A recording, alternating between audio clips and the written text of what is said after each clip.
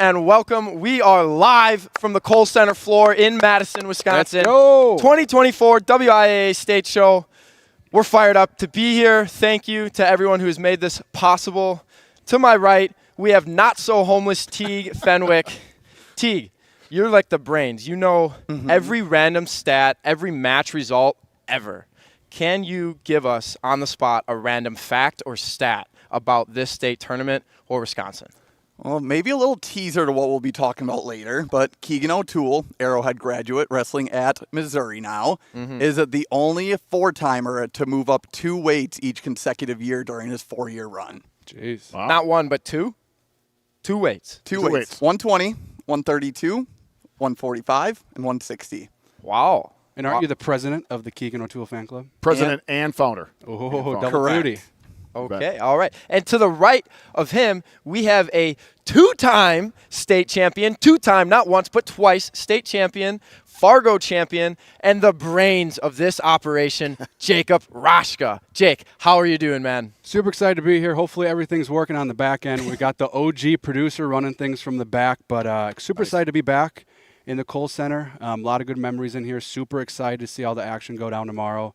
But it's crazy that we're here. I had this idea driving home from a tournament, and thank you to everyone at the Kohl Center, Mel Dow, for making it happen and letting us do it. So I'm super pumped to be here.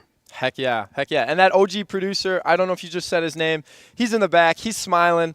Caden Henschel. Caden, thank you for being here. We will see from him later in the show. We got a good show today, guys. We have a really good show. We got some big-time guests coming on. We will see him later. But to the right of Jacob, we have Steve the Stilts Larkwin. You bet. Oh, yeah. Steve. Oh, Why does he have this name?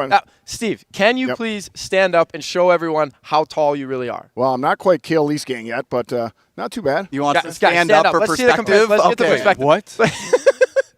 Yeah. Look at this. A little bit of height on us. A little bit. You bet.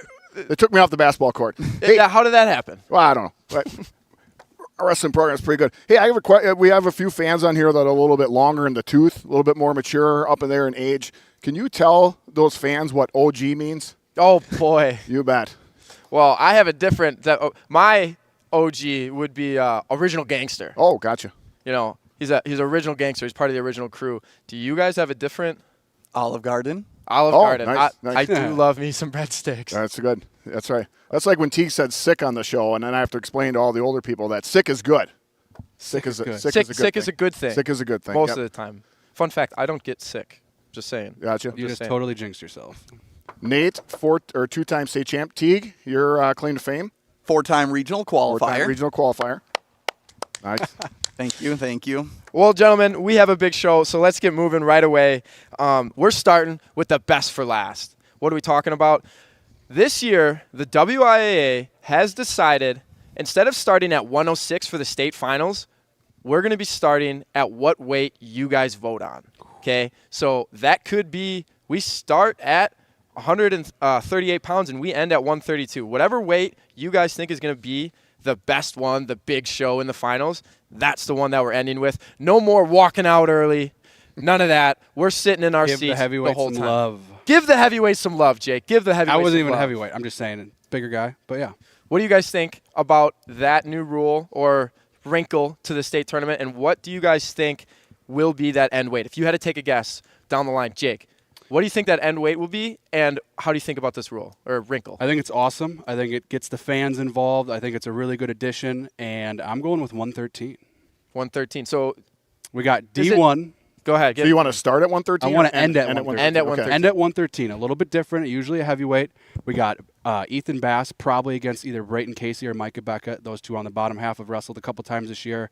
In D2, Hawken Peterson versus Ethan Hardy. And then in D3, Drew Dolphin and Jake Fitzpatrick, 2 state champs. I think it's probably going to be the most electric match of the night. I don't know how that works with the girls, as there's a couple less weight classes, so I don't know where they'll Sure. shuffle in. But that's my pick, 113. Steve, tell me. Yeah, that's crazy. I should have had some more insight and thought all the way through it. I just thought Teague and I had on the podcast the other day. Teague and I made this statement, and I really, really believed it. I said if they said you could come to the state tournament and only watch one match, right? You had to pay the whole admission and come watch one match. It'd be Division III, 138 pounds, right? Watching that final, Dawson Johnson and L.A. Beebe. I think Dawson Johnson going for his 4th, and Elliot Biba right now is on a tear. Yes, So he is. He is. I would just love to see that. I think that's going to be that match will be worth the price of admission in itself. So, but yeah, I would say start at 144 and at 138 pounds. Okay, so we got 2 different ones so far. I got one more guy with a very big brain. Teague, wait, your word might be pen. It might be the official because you know everything. So Well, what do you think it is? Speaking of Penn, William Penn might be That was not. I didn't. That's I awesome. didn't know. Well done. might be Well done. might be a part of the dialogue here. So I'm with Steve, but I'm going to go a little more in depth on my pick. 138, Biba Johnson, really competitive, potential competitive match. Someone going for their 4th gives you Koenig vibes, gives you Shane Yes. Foose vibes, even though that didn't work out for Mr. Shane Foose. Sorry, Stratford people. But I'm thinking about the Hit start them where as it hurts. well.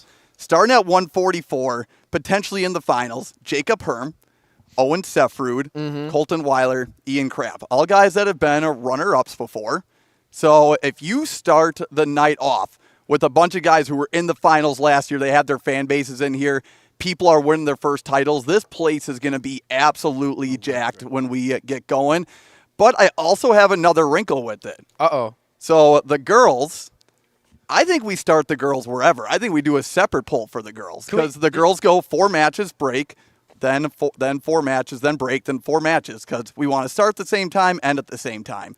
So why don't we start the girls I don't hate that. and end the girls on a really fun way too? I'm thinking 165 where we have a potential Reinwald shower match. Reinwald's going for her 3rd. Right, It would be a rematch of finals from last year if it happens, of course. But then we end at 152. Haley Krieger also going for her 3rd. If she faces off with Kara Kugi of Lomira, where they wrestled twice this year and it both went down to the wire, I can't think of a better start and finish for the girls as well. I like that. And you know what? There's a gentleman, there's a fine gentleman, guys, staring at us just off camera that could have some answers for us. So I think we don't wait any longer and we bring on Associate Director for the WIAA, the man, Mel Dow. Yay. Thank you. Get him situated here. Mel, you were just sitting there. You were listening to us ramble on, a bunch of knuckleheads here. But we were rambling on about this new wrinkle that you guys have added. Could you explain to us a little bit about how it's going to work, when people can make these votes and pick who the final weight is going to be, and how does it work with the girls? Do they start at the same time? Do they end at a earlier time? How does that work? Yeah, so first of all, how it's going to work is on the big screen, the video board, we're going to have a QR code during the semifinals. So all the spectators here, wrestlers, coaches, anybody in attendance on Friday night can put in their vote for what they want to see as the last match for the state tournament. And yes, the survey, if you will, has both boys and girls weight classes listed. As we demonstrated last year, what we do is we start the boys and the girls simultaneously. We do 4 matches. We take a girls match off. We do another 4 match off, and then another 4. We're going to follow that same format. Okay. So kind of following up to that, other than this new wrinkle that you guys are doing, what are you looking forward to most as just like a group of, as yourself as a fan, maybe as like the WIA, what are you looking forward to most here at the state tournament this year? I mean, obviously, we always want to give the athletes the best experience. Those are some of the things that we've been adding to the state tournament over the last couple of years. One of the big hits that at least that we received the initial feedback on was the DJ, and having a live DJ in the finals. It gives the kids just a little bit more of an atmosphere that it's for them. And again, it doesn't impact anybody really in the stands because there's always background music. One of the neatest things that I saw last year at the state finals was 2 young men came up and requested songs from the DJ. Oh, nice. That's cool. And it was just their natural reaction. Yeah. They were in their element. And again, it's for them. It does not deter from anything that's going on in the competition. So you know what? Why not take some of these steps forward and make it a memorable event for these kids? Absolutely. And the DJ and the music, I think that really connects with kids. Music nowadays is so important to kids. I can't tell you how many times, even events that we've done, we get asked, do we get walkout songs? Things like that. The most asked question. So, How about that? Is there something you'd like to talk? Is there something you'd like to talk about here? You just walkout songs. We are again addressing the kids, and so what we're going to do is on Saturday Saturday morning session, that placing round, Yep. anybody in attendance there can make their request for walkout music. Nice. And so what we're going to do is we're going to compile those lists, and we're going to find out what are some of the top songs requested, and we're going to present that to our DJ That's who's awesome. coming back again this year, and we're going to, again, make it a little bit more about the kids. I love it. To the right, Jacob Roshka, the guy right there next to you, he has a question for you. Jake? So we posted a graphic a couple days ago with the girls and numbers. Huge growth since last year to this year. Kind of what are the goals going forward for girls wrestling, kind of the outlook maybe 1 year to 5 years down the road? We want to continue to get more young ladies involved in this sport. It's only going to help the sport continue to grow and thrive. We initially had some initial goals, and we've met those. The 1,235 young ladies wrestling this year is absolutely incredible. Next year, we want to surpass 2,000. Nice. What we need to do is we need to start addressing girls specifically. So what we've done is we've developed a committee that's working on and making recommendations for girls-specific rules. If you take a look at it right now, our rules are written solely for the boys. Sure. And we've made some tweaks to it. But you know what? Let's start taking a look at rules specific for the girls. We've worked and weaved them into what the current format is. But you know what? Does that necessarily address the growth and the overall well-being of girls wrestling? That committee has been working hard since late August, early September. And they put on a presentation at the Coaches Clinic on how to grow girls wrestling. And now what they're doing is they're taking a look at, okay, what tweaks do we have to make? When do we start taking a look at girls only versus girls and eliminate the opportunity to wrestle against boys?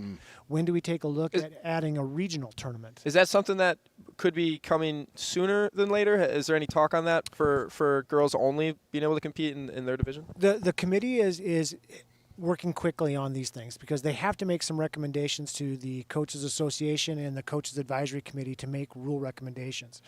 What we're encouraging them to do is to try to map out what does a 5-year plan look like. And what that does is that allows the school administrators to buy in more rather than giving them yearly updates and changes. If you can plan out 5 years in advance, you now know what you need to do to acquire a coach, what you have to do to build a schedule and so forth. Those are the things that resist or cause resistance from administrators to support something, is the unknowns and the sudden changes. So this plan is going to help them develop that and help the sport continue to grow. Awesome. I believe Teague, Mr. Not So Homeless Teague, has a question for you as well. Go ahead, Teague. By the way, Teague, loving the haircut and the suit. Thank you, Mal. It was just time for a change. Here's the thing, though. I only could afford one suit, so I'll be wearing the same suit that I wore for the bracket reveal on Sunday. Change the tie and you're good. Perfect. Yes. Thank you. Thank you. Well, Mel, here's the thing. We're in the Kohl Center right now. I love the Kohl Center. It's where 3 of my favorite days of the year are spent.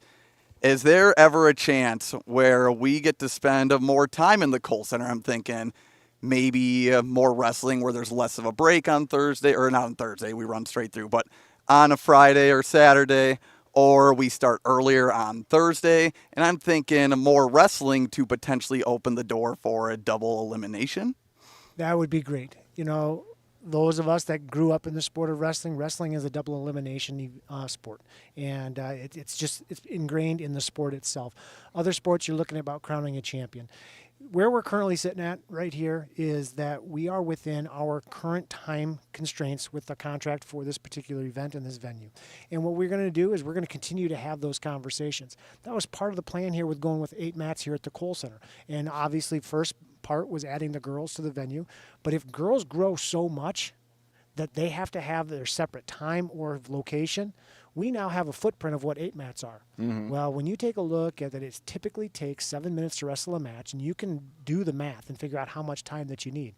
Right now, we're tight. But what we do is we've now built a plan for the future to be able to grow that. Would there ever be a conversation of so last year when Jake and I went around interviewing some of the girls, after they won in the state finals and things like that, they really liked wrestling in the Kohl Center, right? And Macy Kilty, when I talked with her this summer, she said this is one of the best venues she's ever wrestled in when she was wrestling in the boys state tournament. Would that ever be something where instead of finding a new venue to rent out or to work in for the girls, if they like it so much, would you be able to potentially try and squeeze off more time and keep them here? So it's a great question.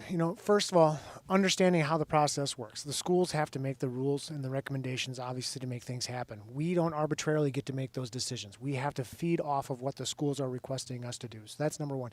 Number two, we are using another institution's venue. That's true. And they have so many things. One of the unique things about this event last year, again, 365 days ago, there wasn't even a basketball game starting yet. There was an 8 o'clock basketball game last year, the night before. That's true. So that means we did not get into this venue until after midnight and work through the night to be able to get it set up and ready to go for the individual state tournament. Yeah. A lot of people were going on no sleep through that Thursday. So, again, all of those things play into it. Yeah, if we had a wrestling-only venue and less restrictions, we can make changes a lot faster. But again, it's all part of those conversations and those negotiations with contracts and so forth. But, again, we're wrestling people. We like wrestlebacks. We do. We Yeah. love We do. wrestle. Yep, double elimination. And Mel, I appreciate you coming on the show. Finally, we have somebody on here that's older than I am by a year, right? But we're born, went to high school in the same decade. I don't know if any of these guys were born in the 90s, but oh, you were? Okay, there we go. Come on. Jake's late 90s. 99, baby. 97. Mel, first off, when I knew you were going to come on, I always try to get I reach out to coaches, ask them different questions, and every coach that responded said they just, first off, they appreciate you and that you're working with the coaches, and they're so appreciative of the work you're doing. So talk about competitive balance a little bit. You can take this question anywhere you want. One of the coaches asked, does wrestling have to keep the competitive balance formula for moving divisions? So currently the way that was a membership vote. All 515 schools voted on it. About 2/3 of the membership voted it in. Okay. When others have asked that question, the membership is pretty consistent that they say they want to see this through one time. Okay. They made the decision that the times have passed and that schools aren't necessarily truly reflective of based upon their enrollment alone. They needed something different. Sure. So the committee spent 2.5 years developing this plan. They took a look at all different angles, all different aspects, and they tried to figure out a plan that they can apply generally across the board. Yes, there are 2 sports that are not included in the competitive balance. That's swimming, and that is track and field. Okay. The reason why those 2 sports are not included in it is because there's not a team component. There's not a team that qualifies in those 2 sports to state. All the other sports, both team and individual style sports like wrestling, tennis, so forth, a team qualifies. You could finish last at your qualifier and still get to go to state because of the strength of your team. Sure. Not like that in track and field. You finish last in a track meet, you're not going anywhere. Right. So that's why all the teams in sports are involved in it. So Gotcha. I believe that I'm very confident that all of the sports will be looked at more thoroughly after it goes through one time, because you really don't know when you're developing something new for the first time. Sure. You really don't know how it's going to practically apply. Right on. And so that's what the committee is going to do this summer. They're going to start taking a look at it. Mel, I have one question for I you. got one too. If we have time. Let's see how efficient you can answer it. I do have one question for you. Maybe it's their question. Whoever's you're bringing up.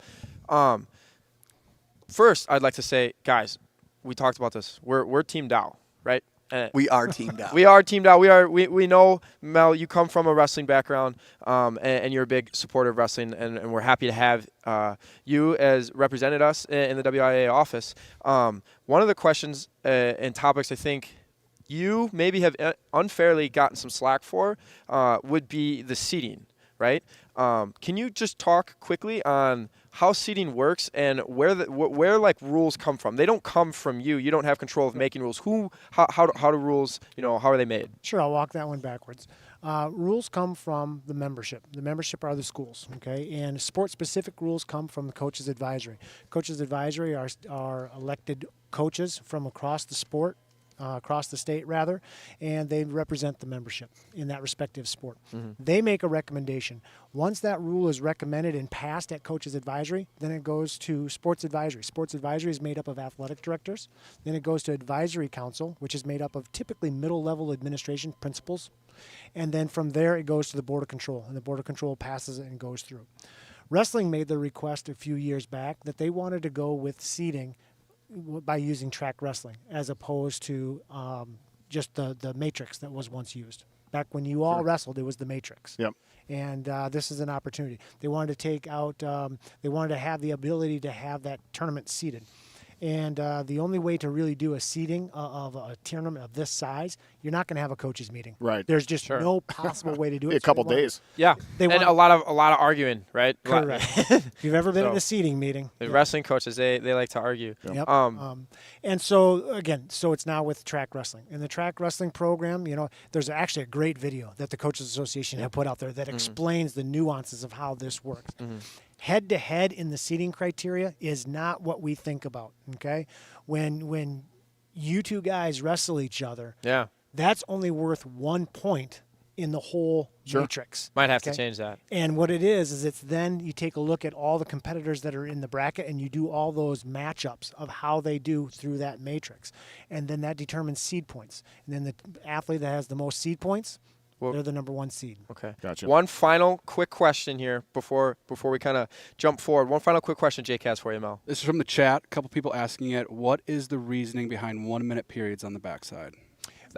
Time, Like right? it. It's got to be time. Time That's what I'm constraints. Yep. assuming. Okay. So we've done some initial math and we've taken a look at what it is, and we really can't get it in here, okay? Because it's not just the officials and that kind of stuff.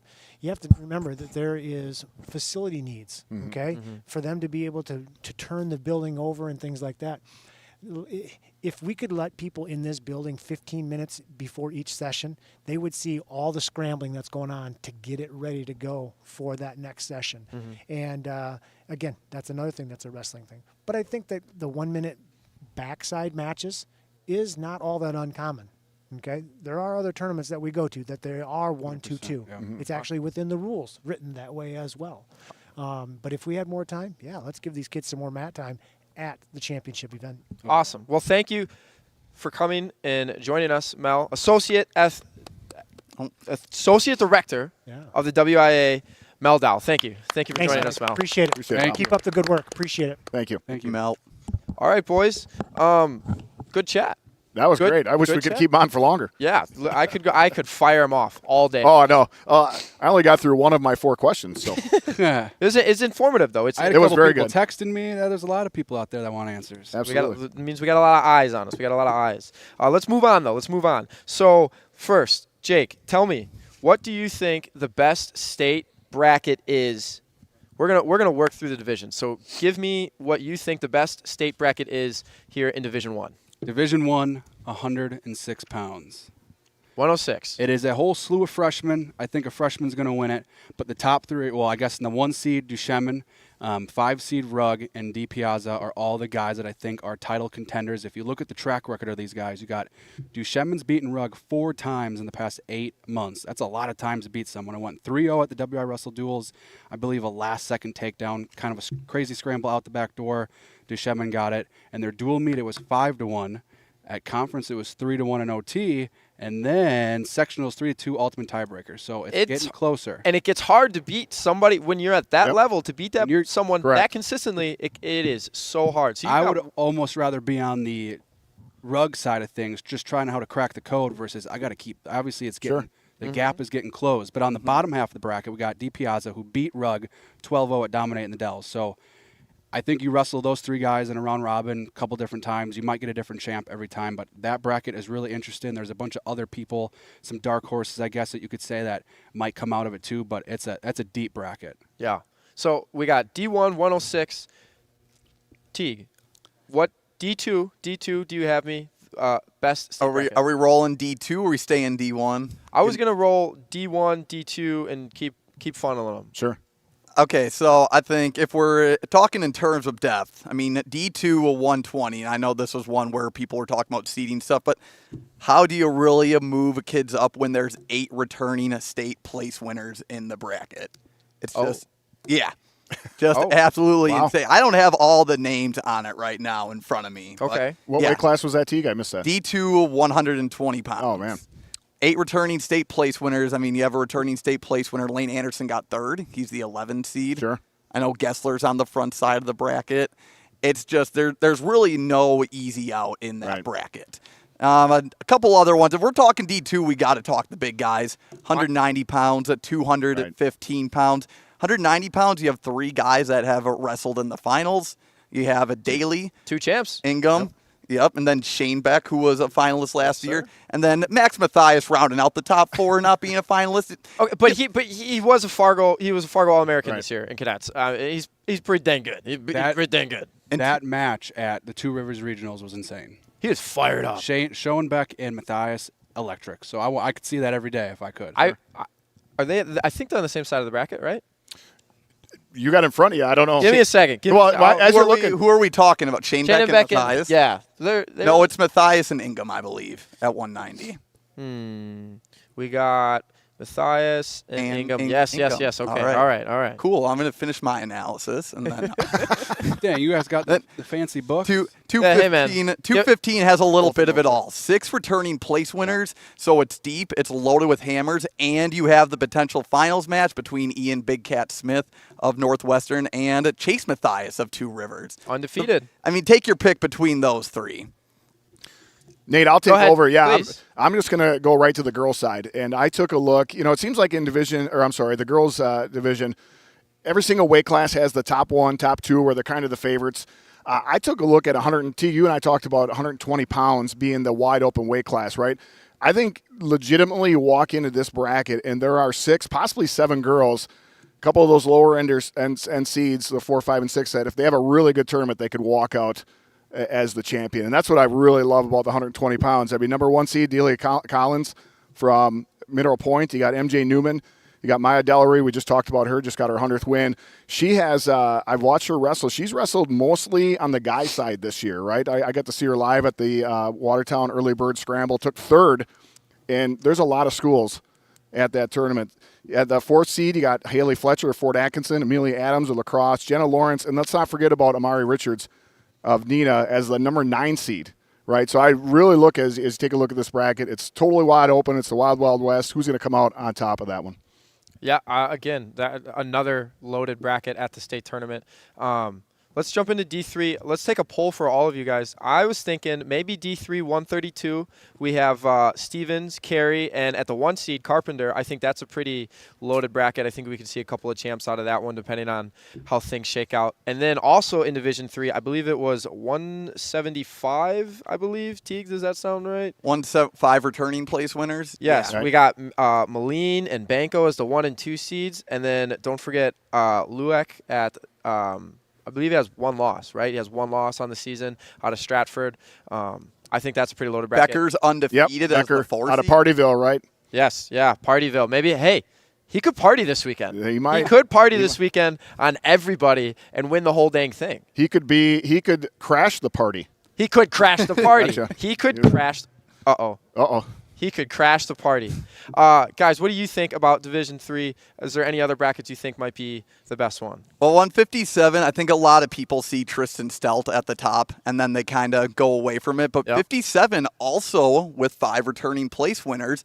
And a little intrigue here. I know folks are iffy on the sectional rematches, but if it happens in the quarters, guys are getting multiple matches at the tournament, then I'm still down with that. And we have potentially a Troy Duelman and a Tyler Sunday. They're both in the same sectional. They might have wrestled the most out of these last 4 years, more than any other pairing so far. Yeah. I think it's Sunday's their 3-time 4th placer, or right? 5th He's time. Yeah, placed 3 times so far. Yeah, correct. So Sunday Duelman in the quarterfinals.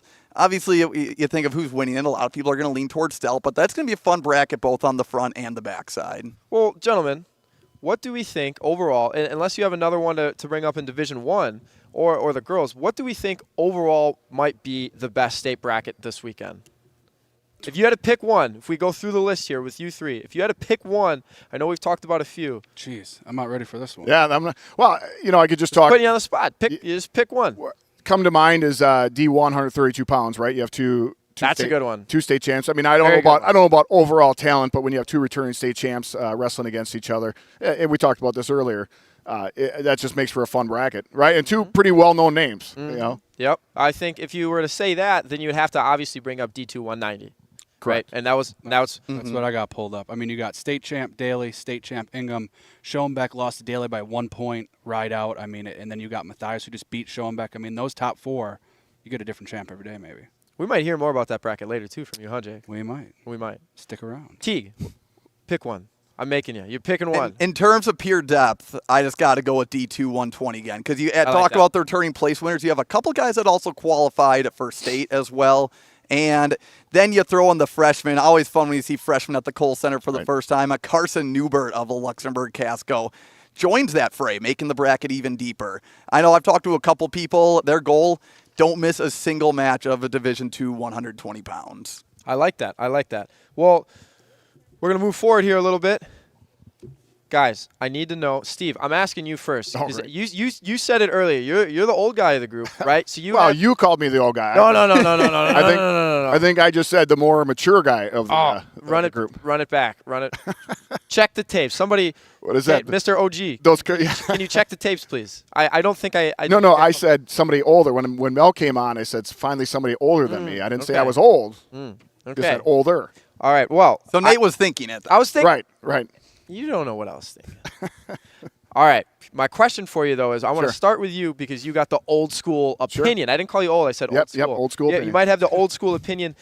Celebrating and smack talking. Just, this is maybe, and I'm not, again, I talked about this before, but like a little bit of smack talk doesn't mean, getting at someone in a mean in a mean aggressive way, getting personal. It's just maybe a little yap, like you can't take me down, stuff like that, right? Yeah. We all understand what we saw smack with talking. Brody Hart and Luxembourg Casco. Right, that perfect friendly example. banter. Friendly banter, but again, no personal shots. No personal shots, but it's good and it gets you a little fired up. How do you feel about celebrating, and how do you feel about someone partying on someone if they win? Big duel, big win in the semifinals and flex over top of the guy that they just beat or something. Well, so I was just going to ask you what he meant celebrate now. You're talking you break a guy and you break him. Well, you might like my answer because I'm a little old school with it, right? I respect all answers. I grew up, and some of you guys might not know this guy, but his name is Barry Sanders, right? Okay. Barry Sanders probably, if he didn't retire early, would have been by far the best running back in the NFL. And Barry Sanders always Shoulda, said, coulda, woulda. Yeah, well, there you go. Already talking smack, right? So shut his mic down. I just like Barry Sanders' mentality. He scored a touchdown, he flipped the ball back to the ref, and he act like he's been there before. Now, with that being said, do I think there's, I have no problem with the fist bump. I have no problem, the people getting excited, flexing over somebody. Well, then, okay, no, that's a little out there. I just think this. I think there's nothing wrong with celebration. People have worked hard, different things like that. I think if anything that you do is at the expense of somebody else, that's when it takes it too far, right? Okay. So that's my. So if we flip it over to the young guy here, we're gonna flip to the young guy first, right next to you, Jake. What do you think about maybe the new age of a little chirping, a little celebration action? Pretty sure you celebrated when you won Fargo. Yeah, I didn't. I don't. So I think it's great. I don't like the flexing on somebody. Okay. I don't know if I love break somebody, whatever. But sure, a couple jumping up and down, a couple claps. I think it was just over there. I think I literally just threw my headgear to the side. I didn't celebrate. I was always kind of the guy. It's just you win your match, get on with it. But some good celebrating is A-okay. Sure. But I got one thing that I hate, and it's become too much of a trend. Uh-oh. Getting thrown or throwing your coach. Oh, here really? let's win a big state title, and my coach is gonna throw me. What are we doing here? It's so overdone. If I see it on Saturday, you might throw him. What about RKOs? I don't like. Get rid of it. If you need a prop, which a prop could be a person in this case, it's going too far. So. But if you can do it with just doing your own thing, should we demonstrate? Boom. No, I have to hit it out of nowhere for it to be effective. But yes, I think it's fine and all. But if you got to bring props in, and like you got to throw a coach or say, okay, a little orchestrated. But the worst, let me piggyback on that. The worst is not you throwing your coach; it is your coach throwing you. What are we doing? It doesn't make sense. Did he just win a state title? I don't think he did.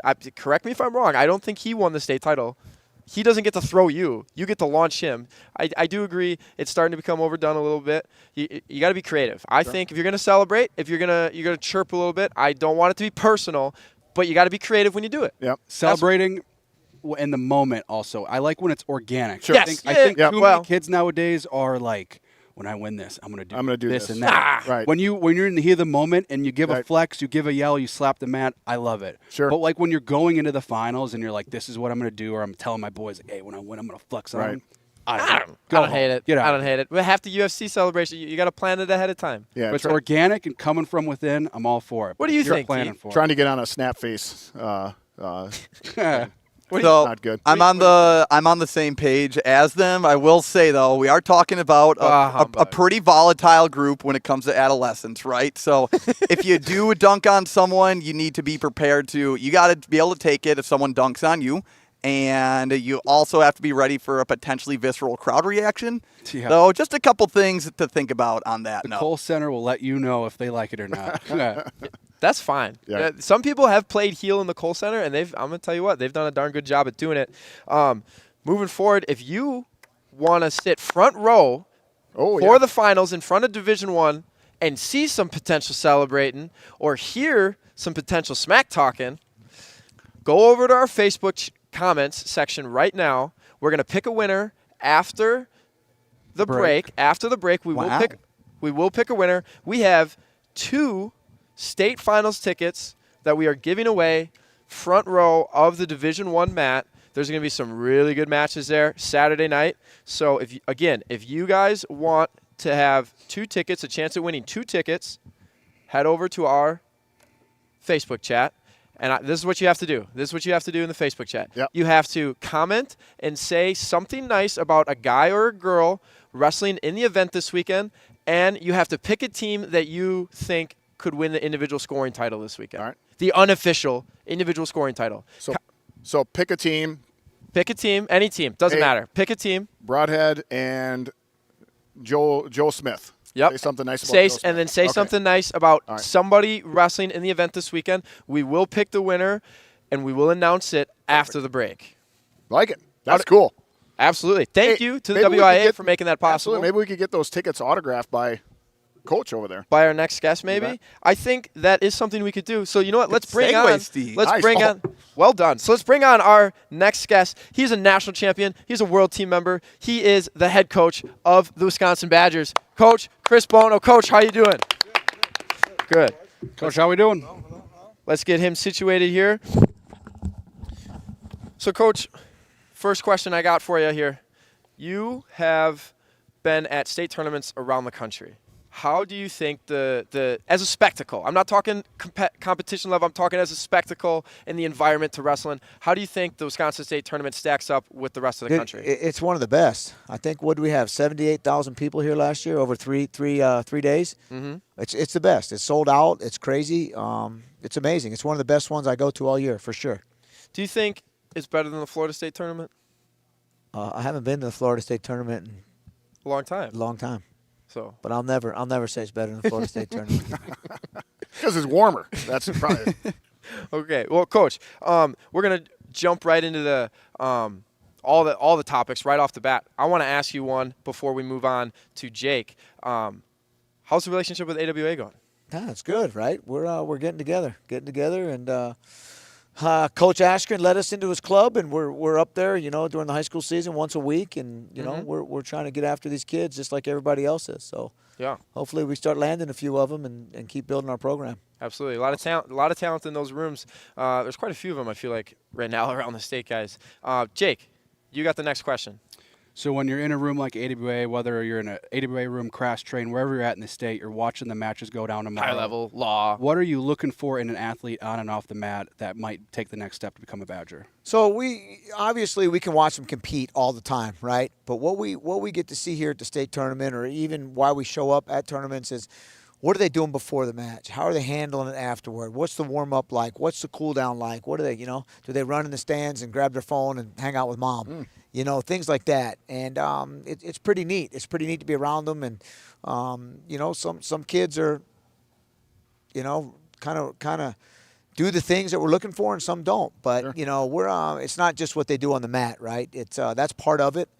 But again, you do enough on the mat, we like it too. Yeah. absolutely, 100%. absolutely. Teague, I think you had one on deck too for Coach Bono. So hit him. He's been waiting for this since He I has. walked in. Yeah, Coach, he I- mentioned it before, but he wouldn't tell us Right, what he it was. wouldn't tell me what it is. no, Oh, you don't give it away too early. I'm a little scared. No, it's not that hard hitting, Coach. So I'm still getting more into the college wrestling scene because I follow a lot of high school wrestling. So I just want to ask you, who is the best wrestler that you've ever coached and why? Who's the best wrestler I ever coached? That's kind of hard. Yeah, I mean, maybe it is hard hitting. As mean, him as a head as- coach well- or as a his whole coaching career? Whole coaching. That's a tough question, right? When do you want credential wise, or do you want work ethic wise? Do you want the best person I've ever been around? I want. Oh, let's go. Well, Credential wise, obviously, right? Cale Sanderson. You know, I recruited Cale with Bobby, and I was in his corner for all 4 of his national championships. So obviously, that's hands down. Oh, I didn't know Right? that. Oh, I didn't realize that either. so we should have He's pretty good. researched that before. Yeah. Your homework. That's called knowing your guest. Right. So really a quick story about Cale and his quirkiness is we recruited him, and we had his brother Cody already with us at Iowa State. And I'll never forget when we get on this phone call and Bobby Douglas is like, hey, Cale's calling us at 8 o'clock. I don't know how to do this 3-way stuff. Remember how 3-way was Phone call? on the landline, right? Where you got to hang up and do all this kind of stuff. He's like, you got to dial me in. You got to.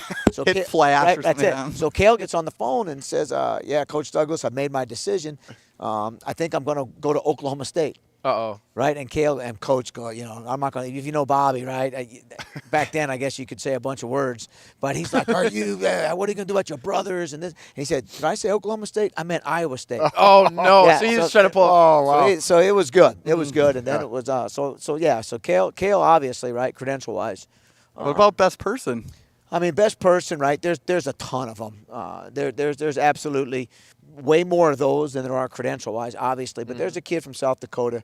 He was an Iowa kid named Alex Mackey. He probably only won 7 or 8 Division I matches his whole career, but you know, he's an amazing person, a great kid, and went to the Marines right afterward. And you know, I just saw him. It's probably why it's on the top of my head right now. He just came to the Iowa duel, came down, and we saw him, and he's an amazing person. Has a family now, and you know, from Ballard, Iowa, small town that came out to South Dakota State and really made something of himself because of how he worked, and made something of his career when he went to the Marines and started, you know, running his platoons and all that stuff. But just an unbelievable person, unbelievable work ethic, you know, someone you trust your kids with. Yeah. So kind of speaking of the Iowa duel and just kind of the college season as a whole, Coach, this last weekend, right? You guys dropped two tough duels, but prior to that, you were on a 3-match win streak in the Big Ten. How would you summarize the season for you guys as a team so far, and where are you guys at right now? I mean, obviously,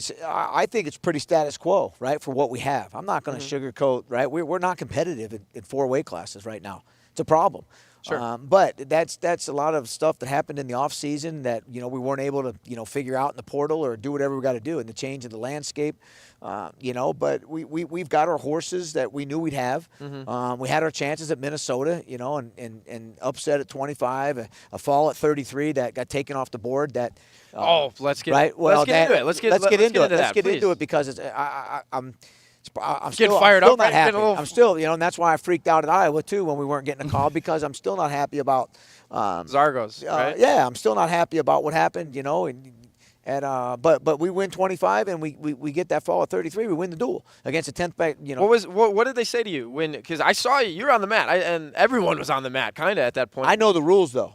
You can't go past that line. That was That's where they got that go point, past right? that line. They weren't going to call it. I had to tell them that Egham was in the middle of the mat. Take the point. If they were going to get the fall, they at least it's only make it 5 points, not 6. Yeah, you know what? That's smart. Every Right. point matters. So, what did they say to you though? At They 33, said that 34? they awarded the takedown before the fall, and I was telling them, you award the takedown in overtime, it's over. Stop the match. So I have something to challenge. Okay. It's Okay. like you. So the call on the mat was a pin. It can't be a pin if you awarded the takedown. So you're saying, and then you're saying you're basically challenging if it was a takedown. Then. So right? they challenged that okay. there shouldn't be a pin because there was a takedown before the pin. Yes. And So once the takedown happened, he should have stopped the match, right? Because it's overtime. yep. Nobody. Sudden victory. He did not put us in criteria, correct? Yes. Okay, so if it was if he took us down and put us in near fall, then the match keeps going, Yeah. right? But he took us down, which it wasn't a takedown because of the reaction time. That is. So they should have let it. He let it play out, dude. If you go back and look at the video, he awards 3. We roll. He awards 2 reversal. He awarded 3 though, right? He awarded the 3 after we were on top of him. Then he awards 2 reversal. So you're basically your argument there. So how does that happen in overtime? Well, I'm not. I told him. I'm not a ref.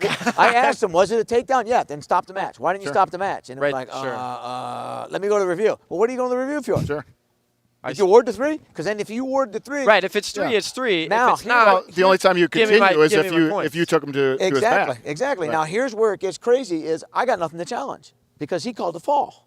What am I going to challenge? It wasn't a fall, I right? see- So I see so what you're they saying. challenge. It wasn't a take. It was a takedown. So I can't re-challenge the And challenge. say it wasn't. And it wasn't. So if he just would have awarded the takedown, I could have challenged the takedown. No takedown, reaction time. They're back on their feet. They keep going. So at the very least, you guys would have been able to Back keep on their wrestling. feet to keep right. wrestling. You went to got the fall. Okay, sure. I believe we have another question here coming from. Oh no, go Jay. I got speed round at the end. Oh, Yeah. Oh boy. This is Speed round. okay. You want to do it? At the No, end, or you no. wanna do- Yeah. No, we're gonna save a little. I time don't know for what that speed- is, but I I'm don't, excited for I it. don't know what that. We'll save a Speed little, round of questions. I get it. Oh. Yeah. We'll save a little time. I'll make sure we save a little time for that. Jake, Well, it's speed round, so you only need like speed. What is it? Short time. Short ultimate time. tiebreaker. Ultimate 30 Ultimate seconds. time. Hey, it Second. depends. Is it? I don't want to go through any more overtime matches. So Right. Right? Hey, I got a quick question for you. Oh, Do you put now a I- step counter on you for a match? How many? step count. How many steps do you put on? I kinda like that. in a match. a step count. And I also Am want I to know that- your am I that vertical bad? because I've Am I- seen you. am I that bad? Well, you get up and down the mat. Yeah. Yeah, it's pretty impressive. Sometimes you're way over here. Because I know the rules. You got to stay within the line. Doesn't go on the mat. And they stays- try to tell me you can't run in front of the head table, but you can go up and down the mat. Oh, gotcha. I just wondered. I mean, you should put a step counter on you because it's my Well, eyes. listen, I'm winded just my eyes going back so and forth. I catch watching. a lot of crap, right? I get a lot of emails. Oh, no, I love it. Oh, no, I think it's great. I love it. You're an idiot. You're a clown. You're this. You're that. You know what? When my guys look over and know I'm fighting for them. Sure. When they look over and we have love some that. energy in the corner in the third period, right? That's Yeah. it's so they know that. Absolutely. If we're sitting You're- here like this, and You're we do wrestling the two match. You're wrestling the right? match with them. and I'm making sure that they look over and they see the energy Absolutely. that they need to keep going. So that's It's good. It's all for- it's all yeah. To be, I think it's entertaining. And Oh, absolutely. I'm not a hater of it. I meant it as a positive. Right. That's what I was saying. I And think it's the worst great. part is I don't even know I'm doing it. So that's where it gets We even just black worse. out a little bit. You do. What just happened? Right. Jake, you got a question for him. Let's hear it. UNI's coming up, and then we got the last push towards Big Tens and Nationals. Kind of what's training looking like right now. How's the team feeling? Stuff The like train. that. You are the train. You really are. I You like are the the training training. guy. I love the What do you- training It's questions. just majors, everything. Exercise physiology major. I love like the details of how we develop the guys, and I got Wicked one of the best smart. right here. Right. So no, it's great. So we got back. We got back Sunday night, and we took Monday off. We had a lift in the afternoon for most of the guys if they wanted to. Then yesterday was Tuesday. We had a great practice yesterday. It was about an hour and 25 minutes. Guys did an amazing job. We only wrestled about 12 minutes live. Today, we got back after it again in the morning, and then we had a great conditioning session and a lift. So Tuesday was really our work day, really tough work day. Today we came back, and it was warming up 30 minutes on their own. They did 2 matches. Nice. But the intensity was the best I've ever seen Gotta the love whole a good year. match day. Right, but today was a little different for some reason. I don't know why. Maybe they're starting to understand it's When go you feel time. the end, I feel like being Sure. in a college room, I feel like when you feel the end coming, it Yeah. does give you a And- little bit of and- juice again. And I think everybody was a little, they weren't, our performance Sunday wasn't great. Everybody knows that. Friday night, we told them it was good. They did a great job. The fight was there Friday night. Everybody fought. Sunday was a little different. A little all flat? Sunday was a little different. I don't want to say, for whatever reason, it was. Okay. Right? I'm not saying we make no excuses. It's just We're- on yourself We're sort in the of Big thing. Ten. You're traveling Friday. You're traveling Sunday. You're wrestling 2 great teams. You're working out. Whatever it is. We weren't the team we were Friday night. And they understood that. So today they showed up, and it was an amazing, 2 matches. And then tomorrow they're off, a lot of recovery, and then we'll come back Friday. And, we made a big point that they need to get down here and show their faces and get to the state tournament and talk to these kids. And Celebrities. make sure that they go give back a little bit. And Are you going to be here all weekend too? I'm here all weekend. I'm going to actually stick around and take off. The bus leaves Saturday night at 5 to go to UNI. I'm going to stick around Saturday night and drive up Sunday morning. Make sure I stick around for the How final. long is that drive for you? 3 hours. Oh, It's not bad. easy. Knock that out. Put a Knock little that out. cruise control. Literally. Control. Yes, sir. Coach, just kind of another question for you. Recruiting. We're not going to get too into to the specifics or anything, but how do we continue to try and keep in-state guys? Well, I think that the narrative of our program has got to be understood by all, not rumors that go around. if that makes sense. Yeah, if so that makes sense, right? So I think that people that want to know the ins and outs of our program need to understand the ins and outs. They don't need to talk to people that don't know the ins and outs of our program, right? Not secondhand or right, third not hand, secondhand or coming third in hand, right? firsthand? We're bringing in some really good Wisconsin kids this year. Okay, we want Wisconsin kids. We want the best Wisconsin kids. We need to be afforded the chance to go talk about our program and show them. Don't get me wrong. We want them all, right? But so does everybody in the country. They want when you're the best Wisconsin in the country, has everybody the best wants kids in the country, but that brings every school in the country here, right? But we should have an advantage, and we should. Be afforded the chance to really go after these kids, right? But the narrative about our program is not, out there is we've got to do a better job of getting, the truth about our program out there, and how great the university is. Everybody understands how wonderful it is and the support we have from our administration and, campus. The campus is amazing and, our facilities are amazing, when we get that, and you know what, a lot of that comes with winning, and I know that, right? When we start winning, everybody will understand how great this place is, and we're going to win, right? We got a bunch of winners on our team. We got our staff are winners.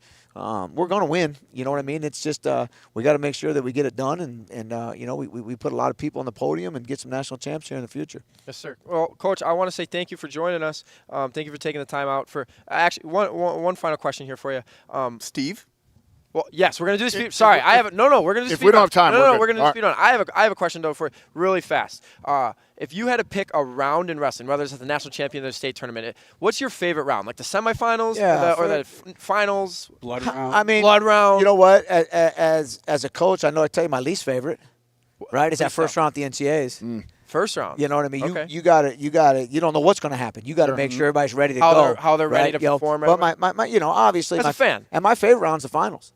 Okay. My favorite round is and I'm talking about from being involved. You when you're in that final match. You're just watching one match. When you're in that final match, are you talking about fan? Yes, as a fan, what's your favorite? What's your favorite round to watch? I mean, honestly, as a fan, I'm not big into becoming an All-American.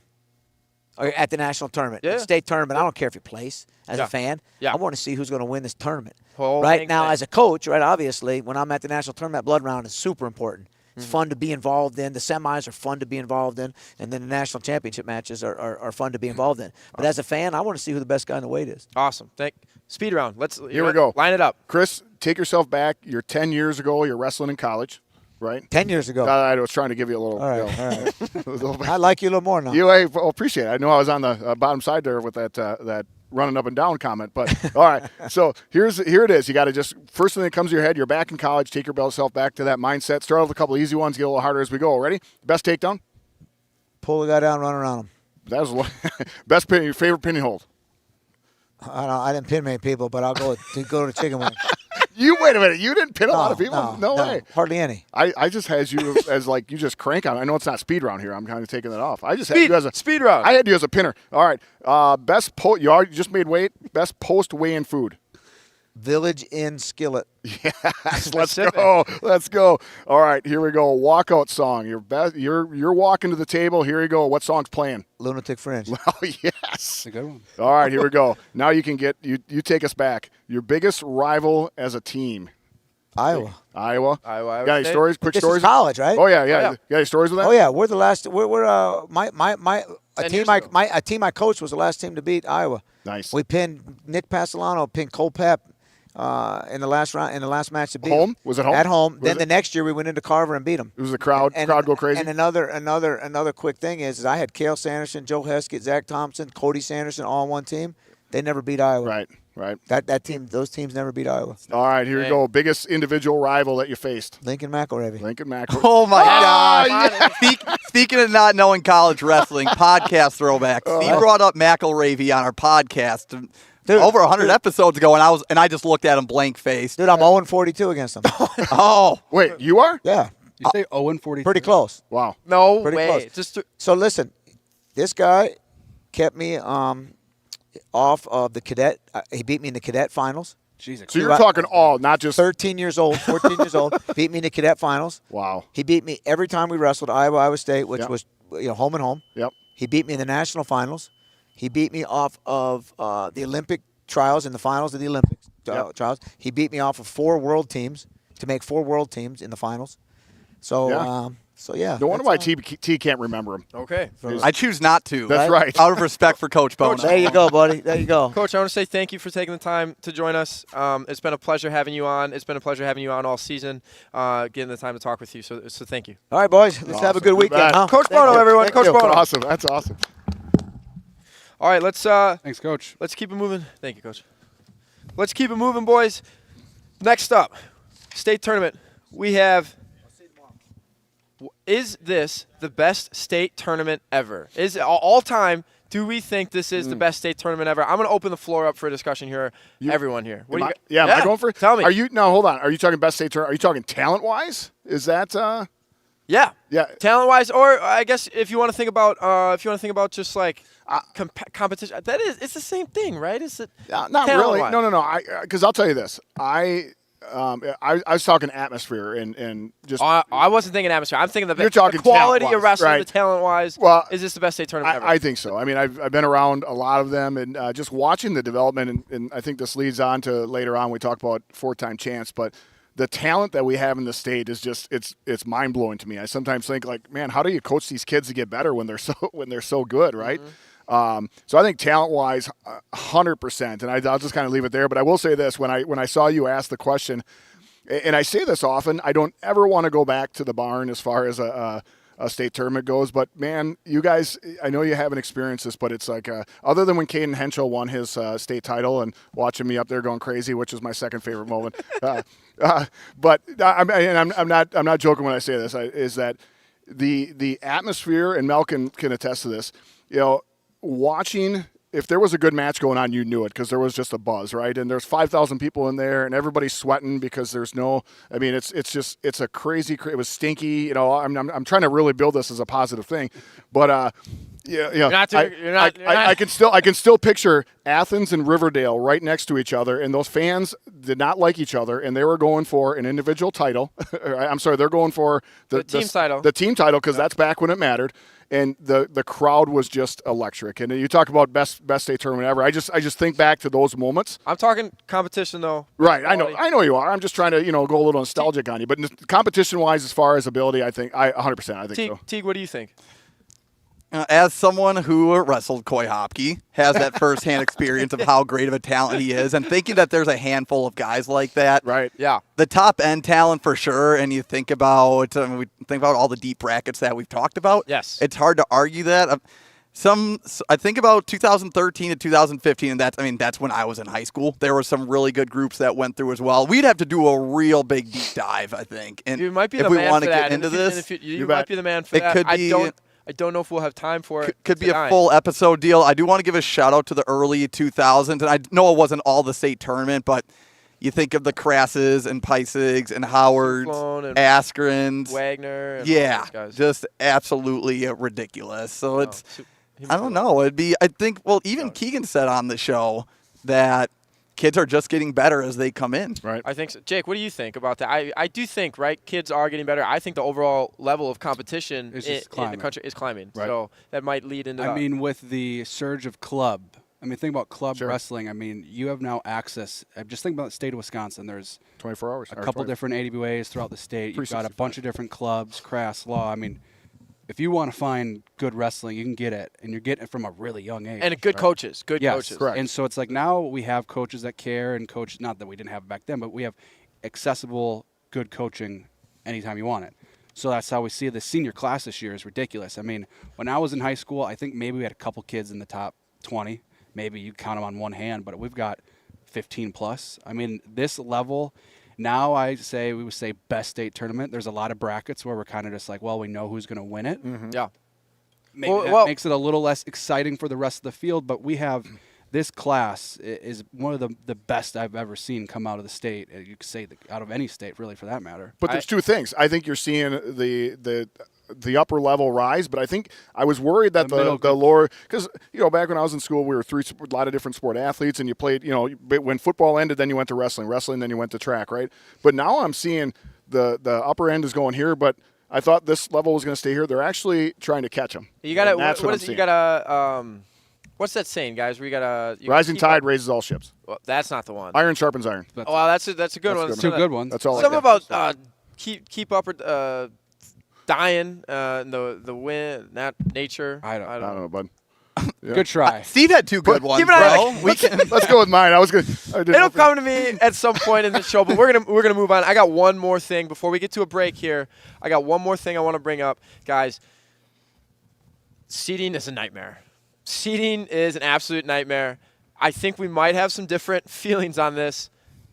It's not done right now. It's just we got guys that are, humble brag or humble plug. Maybe we should just use rankings. I don't know. Maybe not. Probably not. But Probably not. But seating, we got to figure it out a little more. I like the idea. I like the concept of seating, but we need to be able to properly get the right guy. The number one guy in the state shouldn't be the 6 seed or the 4 seed or the 5 seed. He should be the 1 seed.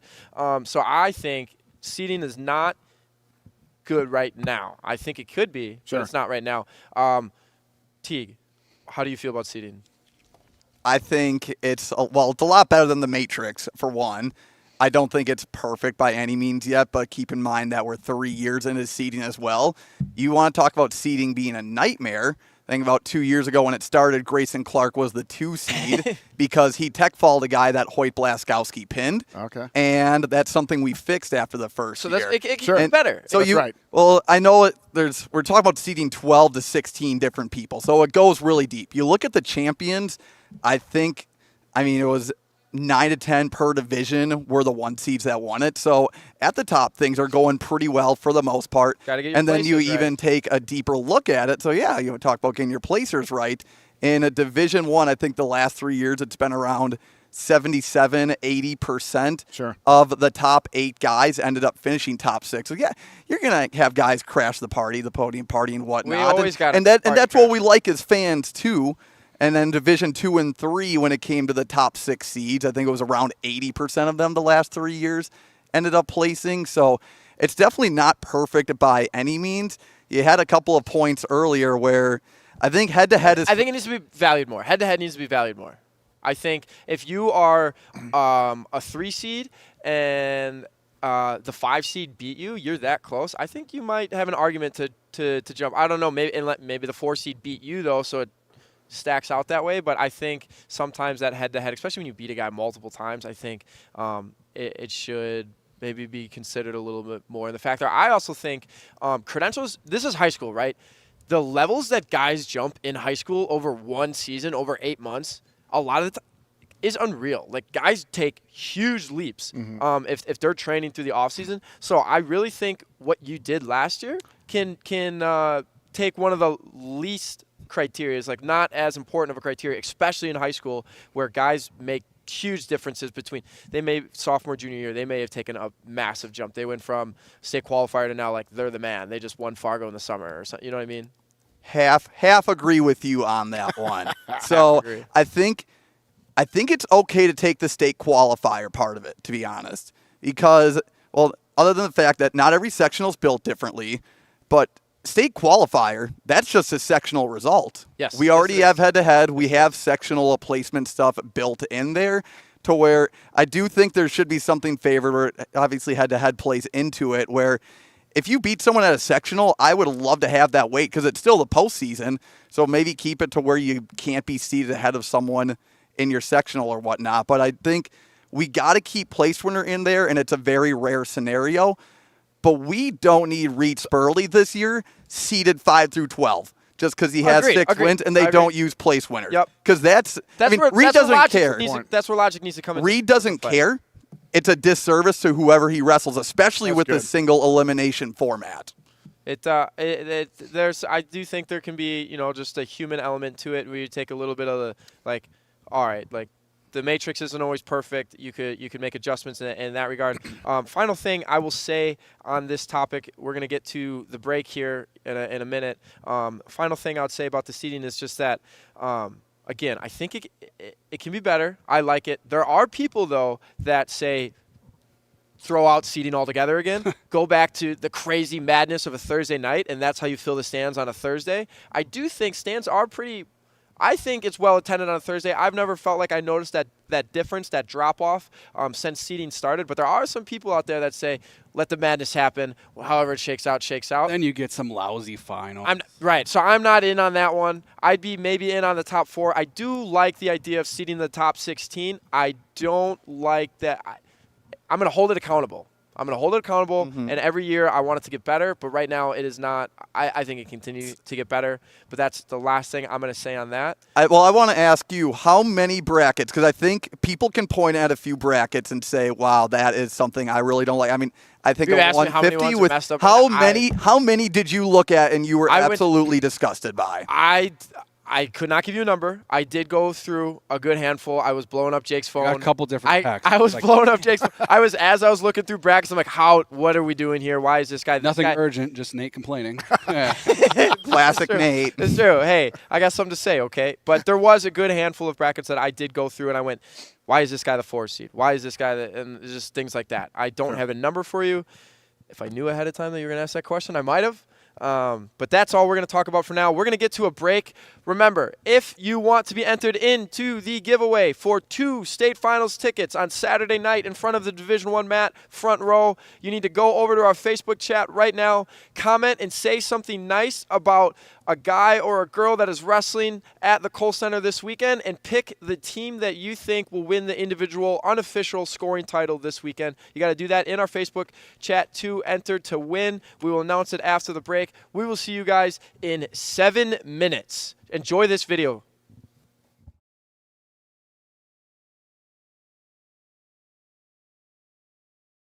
Morning.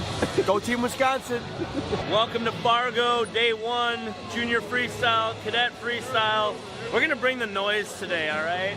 I'm gonna do my best to not use any chirp sounds on my interviews. No swearing this weekend, but no promises though. Go behinds will win stop signs, all right? Go behinds and turns. Wisconsin on 3. 1, 2, 3. Wisconsin.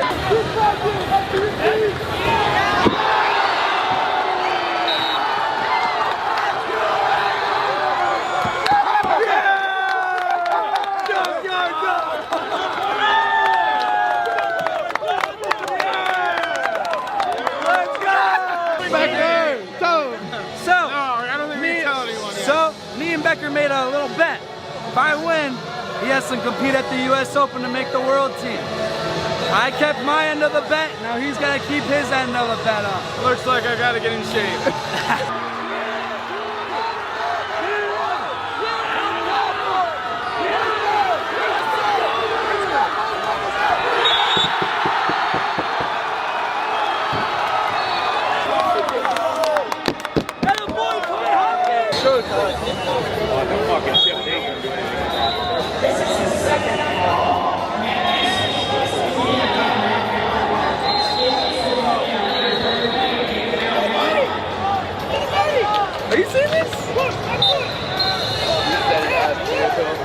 Is he pulling more out? Yo, chill. We have 5 more hours of wrestling to go today. How's that? Like, it's a choice whether or not you want to take that and use it however you want. You can use it to motivate, you can use it to get yourself down, but it's a choice that you choose. I just don't choose to let that bring me down. What does choice mean, Kittleson? It's pretty self-explanatory. It's choice. What's a choice? It's choice. What is? Everything. What's a choice? Literally everything. Tell me what's the choice? Everything's a choice. Everything like what? Headaches. Hey, you guys look great in warm-ups here. Nothing changes. Just because it's a national tournament, 7 minutes, right? If you focus on that 7 minutes, you step over the mat. If it takes us a little longer, so be it. You know we're going to win in OT, okay? High pace, wrestle the edge, tough on top. It's going to be a great day. Trust your offense, scoring points. You see you score, all right? Shit goes bad in there. What's that one word, that phrase that we talked about? Right? Flip the switch. Positive thoughts. All tournament long. Let's go get it. Win on 3. 1, 2, 3. Win!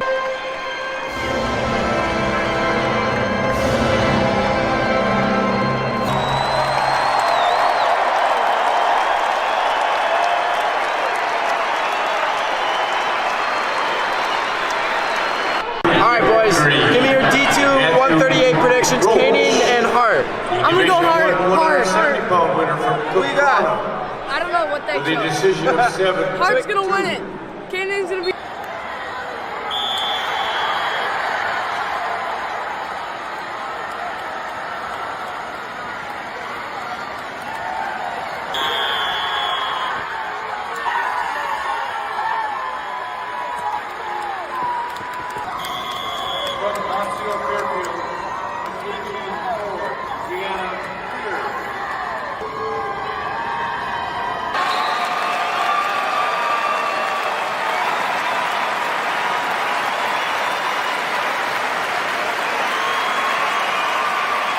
So today we're competing at regionals at Two Rivers. We're looking to take out the #1 team, Luxembourg Casco. You know, it's not gonna be that hard. They don't have like a... Keep warming up, buddy. Yeah, that guy, we're taking him out too. But we're coming for that #1 seed at Team State, you know. Just happy for these guys. They mean a lot to me. We try to do everything we can for them and hope they succeed, and they did it. They did it. Nothing we did. But this time, McCone knows he cannot get pinned, so a totally different context. Different match. But Simmons with an armbar. Simmons putting all the weight on that we can. 20 seconds remaining in the first period.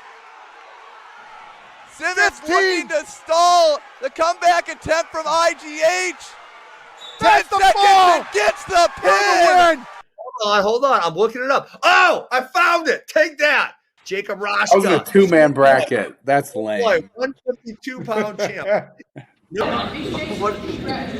Brett's first. I think he used a bit of the hand. You caught a bit of the hand on it. That's a counter to a cross.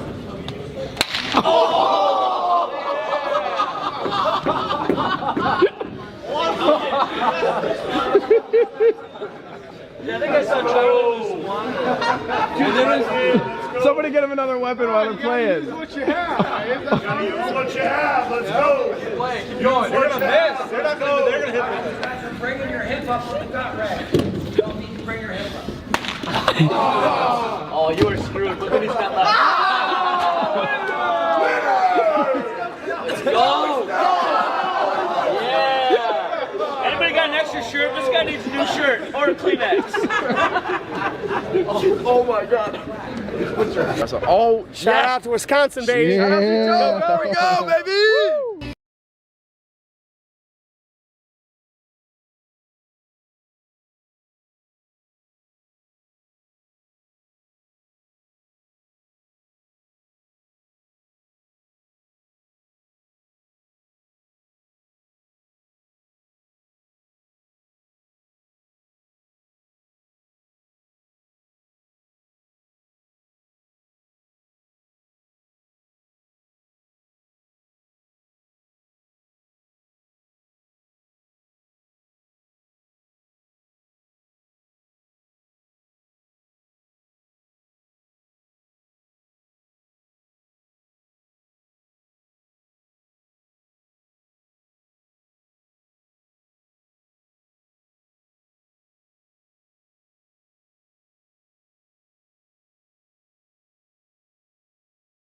Are you? Welcome back, all you wonderful humans. We are live from the Kohl Center in Madison, Wisconsin. We got the second half of the show coming for you. To my right, we have Not So Homeless Teague. To the right of him, we have two-time state champ, Fargo champ, Jacob Roshka. And to the right of him, we have Steve the Stilts. And I am your host, Nate Arkinigo. We're going to keep it moving right away. I hope you guys enjoyed that video. But first up, now, we're going to announce the winner of the ticket giveaway. So during the break, we scrolled through the comments. We did the good old-fashioned someone scrolls, someone holds, and just holds their finger on the comment section, and someone says stop. And wherever it ends, that's who the winner is. We got eyewitnesses all around, so there was no cheating. James Goucher? Is that how we Yeah, little Ford representation. Did I say that right? Yeah, James Goucher. You can just give those tickets to me, and I'll make sure he gets them. James Goucher, congratulations. You did just win 2 tickets to the state finals on Saturday night. Send us a DM on Facebook, and we will make sure we get these to you. Congratulations, James awesome. Goucher, on the big win. Isn't he exempt because I'm from Fort? Isn't that how that works? So you got to give him to somebody else? Conflict of interest. This is a conflict of interest. Right. Do we have to? I was not here when it happened, so we're good. Okay. Jim, you owe me some money. Long-time listener of the Wisconsin. That's right. Yeah, he contributes a lot. We love that. We love that. Well, let's get into our first topic here in the second half. What do we think, which team do we think will win the individual scoring title this year? Steve, I want you to start first on this one. who do you think wins the individual scoring title? Unofficially, of course, unofficially. Right. Yeah, Jake, weren't you talking last week or last year that people were getting all uptight when you were talking about a team winner? I made a graphic. It was just a simple screenshot of the results, and there was a lot of people that did not like it. Don't get so butthurt, but I was like, people were like, "What? This is I get it. It's unofficial, but I'm still posting it. It's still cool. It's still Still keep track of it. It is literally on Track Wrestling, so let's use it. It's cool. I don't know when they stopped it. Maybe Mel could tell us, but I remember after. Mel, do you know when they stopped the unofficial team score? I was with my coach. Wait, the official or no unofficial? So I was with Bill Verbaten, and after the tournament was done, we walked. We literally walked. Okay. After the tournament was over, this was when Team State was already in existence. A bunch of coaches walked into another room, and and this was still in the barn, right? And they walked in and they handed out unofficial. 1992 is when it ended. When Team State started, 1992. No, but there was. I'm telling you, I was in a room where they gave out unofficial. Whatever. I'm not gonna. I shouldn't just delete that from the record. I know we're live. From the live record. Right. Absolutely. But somebody clip it. Somebody clip it. Anyway, it's going unofficially, I keep track of it. I think it's fun. I think it's unofficially, officially. It's like I said back when I was talking about when the tournaments were in the barn. That's why when it came down to the tournament, why everybody was so excited, because they knew, if one kid got knocked off, it was all for the team race. It made for exciting wrestling. A bunch of teams that I talked about, I wrote a preview for it. But I have 5 teams basically that I thought, 4 teams that I thought basically were in it as far as the team race goes. I had Aquinas, Fenimore, Kaukauna, and Luxembourg Casco. And, Teague, how you and I make a duel and we put it head to head. I actually went through and I tried to figure out where everybody would place. Yeah, like, hey, they'll score this point. I try to take a look at last year if a guy takes third and, get some bonus points. I end up coming up. I have my top 4 as this, and we'll just see how it goes. I have Aquinas in 4th with 94. I put Kaukauna in 3rd at 96. Luxembourg with 99. Now, here's the funny thing with Luxembourg is I think they have 9 guys down here. I don't think 10, I think. I think it's 10. Well, I had 9, but maybe it's 9. Well, I had 10. Okay. It was 10 minus 1. 10 minus 1. And this is true. And Luxembourg Casco, I don't have them having a champ. And I still have them. I thought, man, if they get them a few more things, they could actually win it, right? And then have them with 99. And then Fenimore, just because I think Fenimore has a really good shot of getting 4 champs out of this. You get 4 champs scoring on average about 25 points. You're sitting pretty darn good, right? So. Teague, what do you have to say about this? I feel just like you have some numbers or something. I do have some fun team scoring stats. So Aquinas won with 129.5 last year. Is that a record, by the way? I couldn't look back. That was a lot. Well, Aquinas had 129.5. The last 5 years, it's gone, so we don't include the COVID year. But it did go Aquinas last year. Then Amory was 116. And then, get this, in 2020 and 2019, Aquinas and I got it. It's Arrowhead and Stratford in 2020 and 2019. They both scored 130 points. Oh, wow. So just edging out last year's Aquinas team. So it's a tie. You're saying? Arrowhead did it in 2020. Stratford did it in 2019. Yes. Okay, that's just what I got from the last 5 years. All time, and we have to separate D2, D3, and D1, because with D2, D3, you don't get the advancement points for being a quarterfinalist. Sure. So Luxembourg Casco in 2005, they had a 149. Jeez, they had. wow. So we talk about the Dodgeville 4P. They had champs at 12, 25, 30, and 35. So one weight class away from having the 4 in a row. Wow. They did have 10 place winners that year. In a Division 1. What did you say? 10 place winners. Yeah. That'll do. That'll do. That'll do. In a Division 1. That'll do. Yeah. I heard that wrong. Rapids had the most in D1 history, as far as I know. It's hard to beat. They had 159.5 points in 2012. 7 finalists in a row. 2 champions. Could have broke that 160 mark if Einerson won it at 152, right, Nick? Yeah. Well, you know what? That's a perfect segue. I don't know if you lined it up that way. That is a perfect segue to bring on our next guest. He's a friend of the show. He's a 3-time Division II national champion, undefeated record, 89-0. He's the head coach. What's that? Indy 2, I said that. He's a humble man here. He is the head coach of Wisconsin Parkside. He was the 2023 Division II Coach of the Year. Nice. Head coach Nick Becker. Nick, thank you for taking the time to join the show. Thanks for having me, guys. It's good to see you. Nick. Great introduction, by the way. Yeah, RQ's crushing it.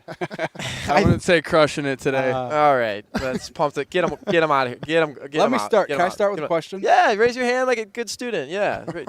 You had to deal with him for a year about. How did that go? He was.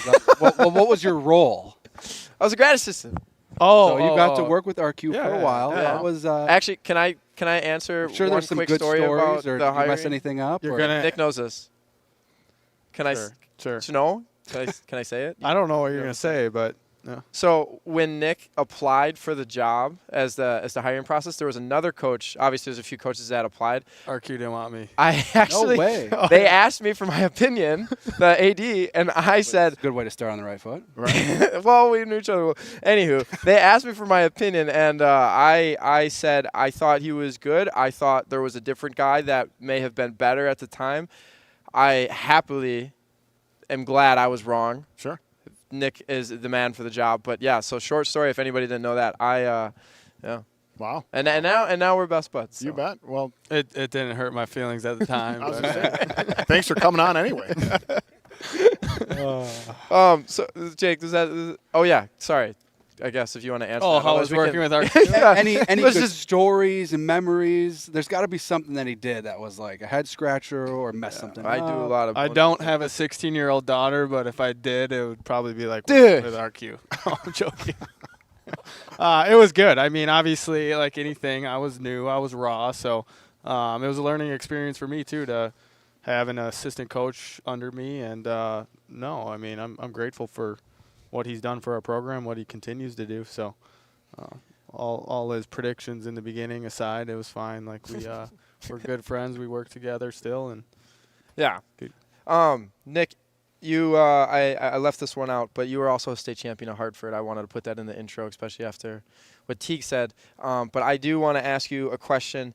For those that were watching the video, I'm sure Mr. Mulvaney, Noah Mulvaney, Junkyard Dog, Old Man Noah, he's keeping you, to this deal. But how's training going for your return to the mat? Because you're not retired anymore. You're coming back. I do need to come back one more time. Obviously, the plan was like U.S. Open, but we were actually competing for our team that weekend, same weekend. So I don't know if they are going to have a World Team Trials qualifier for non-Olympic weights. That would definitely be my thing, just because 74 kilos is not a weight I want to go back down to. 86, those guys are pretty big. Where do you walk around at? I'm like 190, 195 right now. What is 74? 163. 63. Goes from 63 to 89. Yeah. So I'm kind of like a tweener in between there. So I could bump up and we could be in the same weight class. Absolutely. That's cool. Let's do it. Teague, You guys want to have a match? We got some Teague, match. I tell you what, Teague's got all kinds of exhibition matches lined up. Teague, people are just lined up, ready to wrestle you. I don't know what's up with that. Teague, do you want to, besides asking him if he wants to wrestle a match, do you want to hit him with another question here for Coach Becker? Yeah, I can do a little throwback here. So there we go. Nice. Nick, your sophomore year in your first round at state, you did lose to Casey Einerson of Rapids. It was via pin. I couldn't look up the box score or anything. And then the year after that, you lost to Rylan Lubeck in the semis. But happy ending to the senior year individual state. You beat Casey Einerson in the 152-pound finals. Did it feel a little sweeter beating a Rapids guy in the finals after the last 2 years? Was this like a Vision Quest deal for you? Yeah, no. Now that you say that, I really didn't put those pieces together. Wow. But yeah, it was definitely Rapids was always the team back in the day. I should say 10 years ago. Past 10 years, they were producing state championship teams. They always had a good guy at whatever weight I was competing, and I still keep in touch with Casey once in a while, so there's no hard feelings there. But yeah, then I was able to actually wrestle Rylan at team state as well. So yeah, no, I mean, I have respect for their program, still do. I mean, that's rich tradition.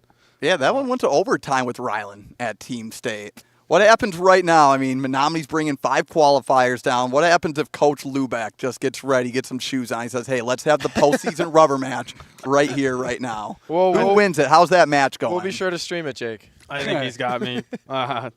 No, I don't know. I'm a lot bigger than him now, too.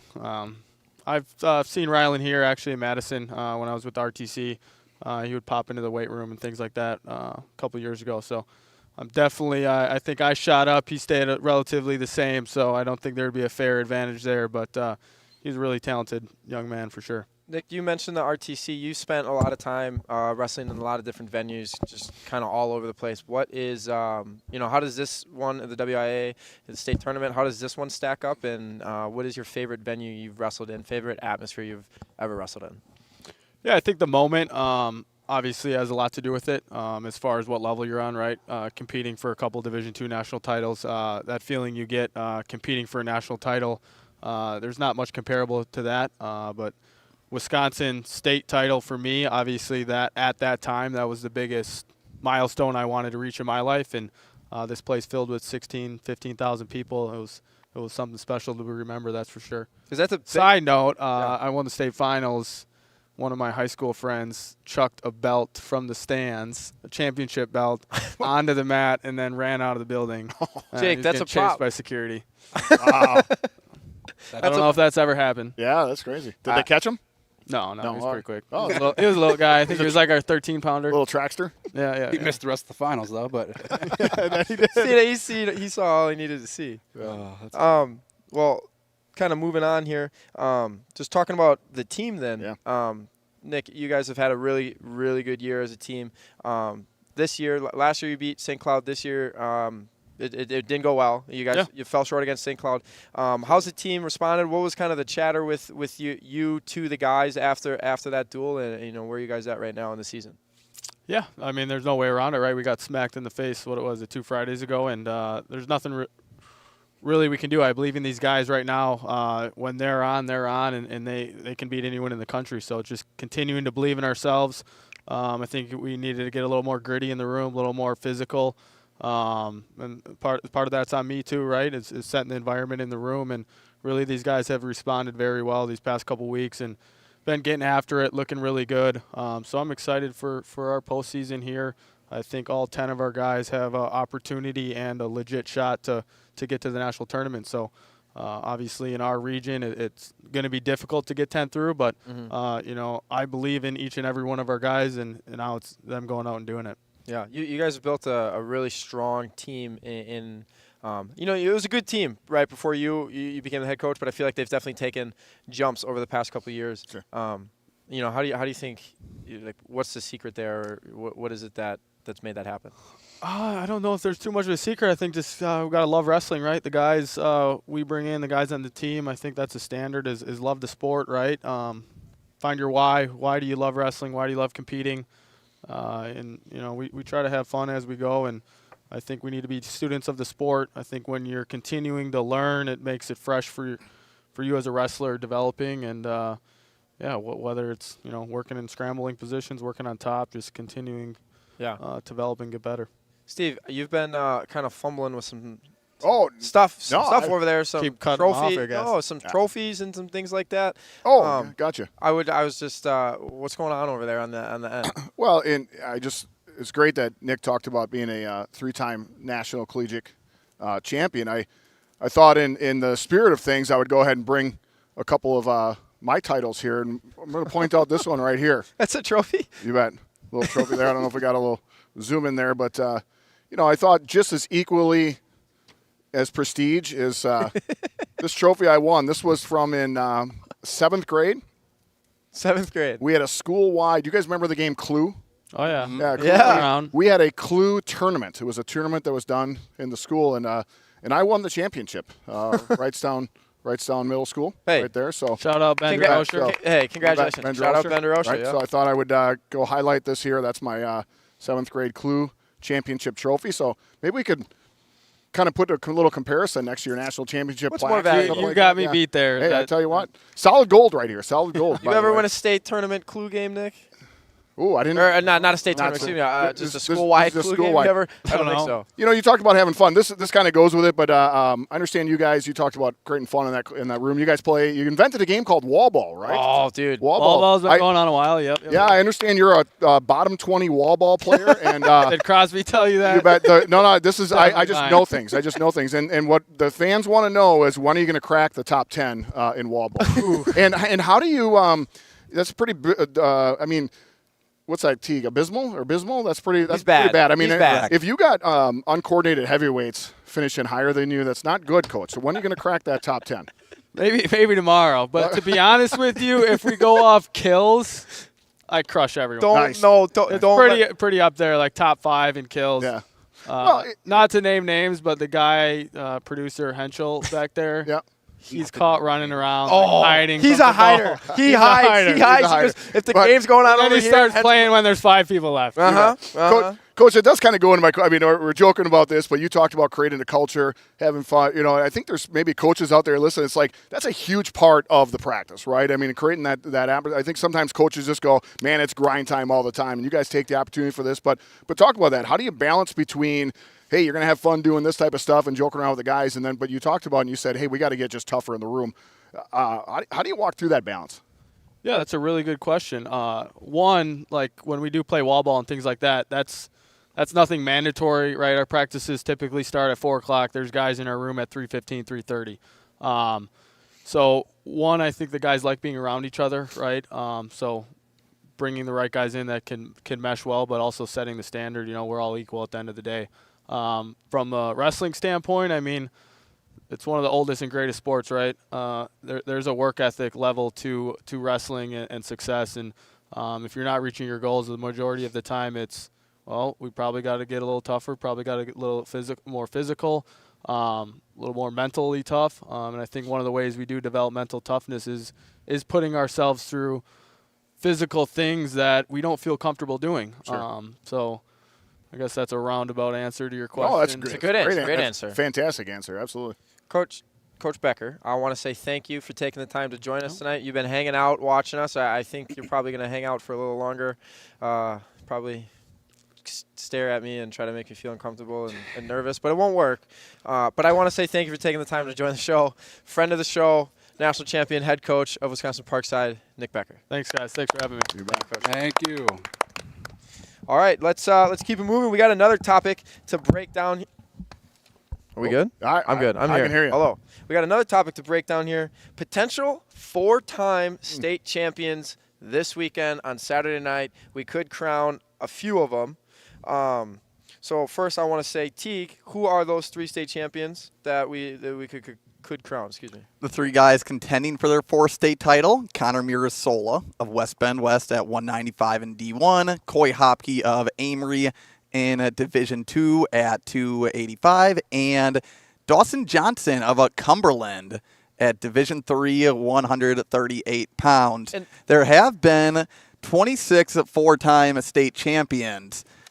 I think Steve's predicting that there's going to be 28 4-time state champions by the time all is said and done this weekend. Steve, let's break down the pick a little bit on the podcast. Yeah, he's this calling week you out right now. Are you see? He's calling hold you on. out. So there's 26, and we have 3 with the possibility, and you said 28.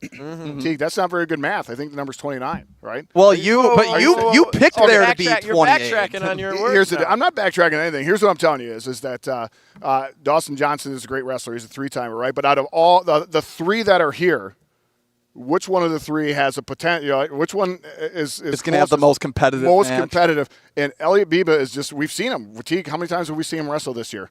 And he is just on a tear. So if there's any 4-timer that's in danger of not winning that 4th, it's at 138, right? I mean, Sure. I'm not. There's no elephant in the room on that one. But Dawson Johnson is a competitor, right? And he's going to come out. He's won it 3 times, right? Yeah. You would, and he is. He's a handful, and he's mean, right? He's a really strong wrestler. So that's why I picked that as my weight. If there's a weight class we could have being the last one, that would be it, right? I mean, just center mat, let them go at it and have some fun. But yeah, absolutely. And you folks can decide that at home. That's right. Yes, you can. Yeah. Now, do you think? Do you have a stat that tells us? Have there been more 4-timers of, say, the last 10 years, or was there more 4-timers in the beginning? Like, is it becoming more common now, or was it more common then, or where are we at? Oh, it's a trick question, Nate, because it's actually just half and half. Half of the really? 4-timers have come since 2016. Yeah, which is crazy to think about.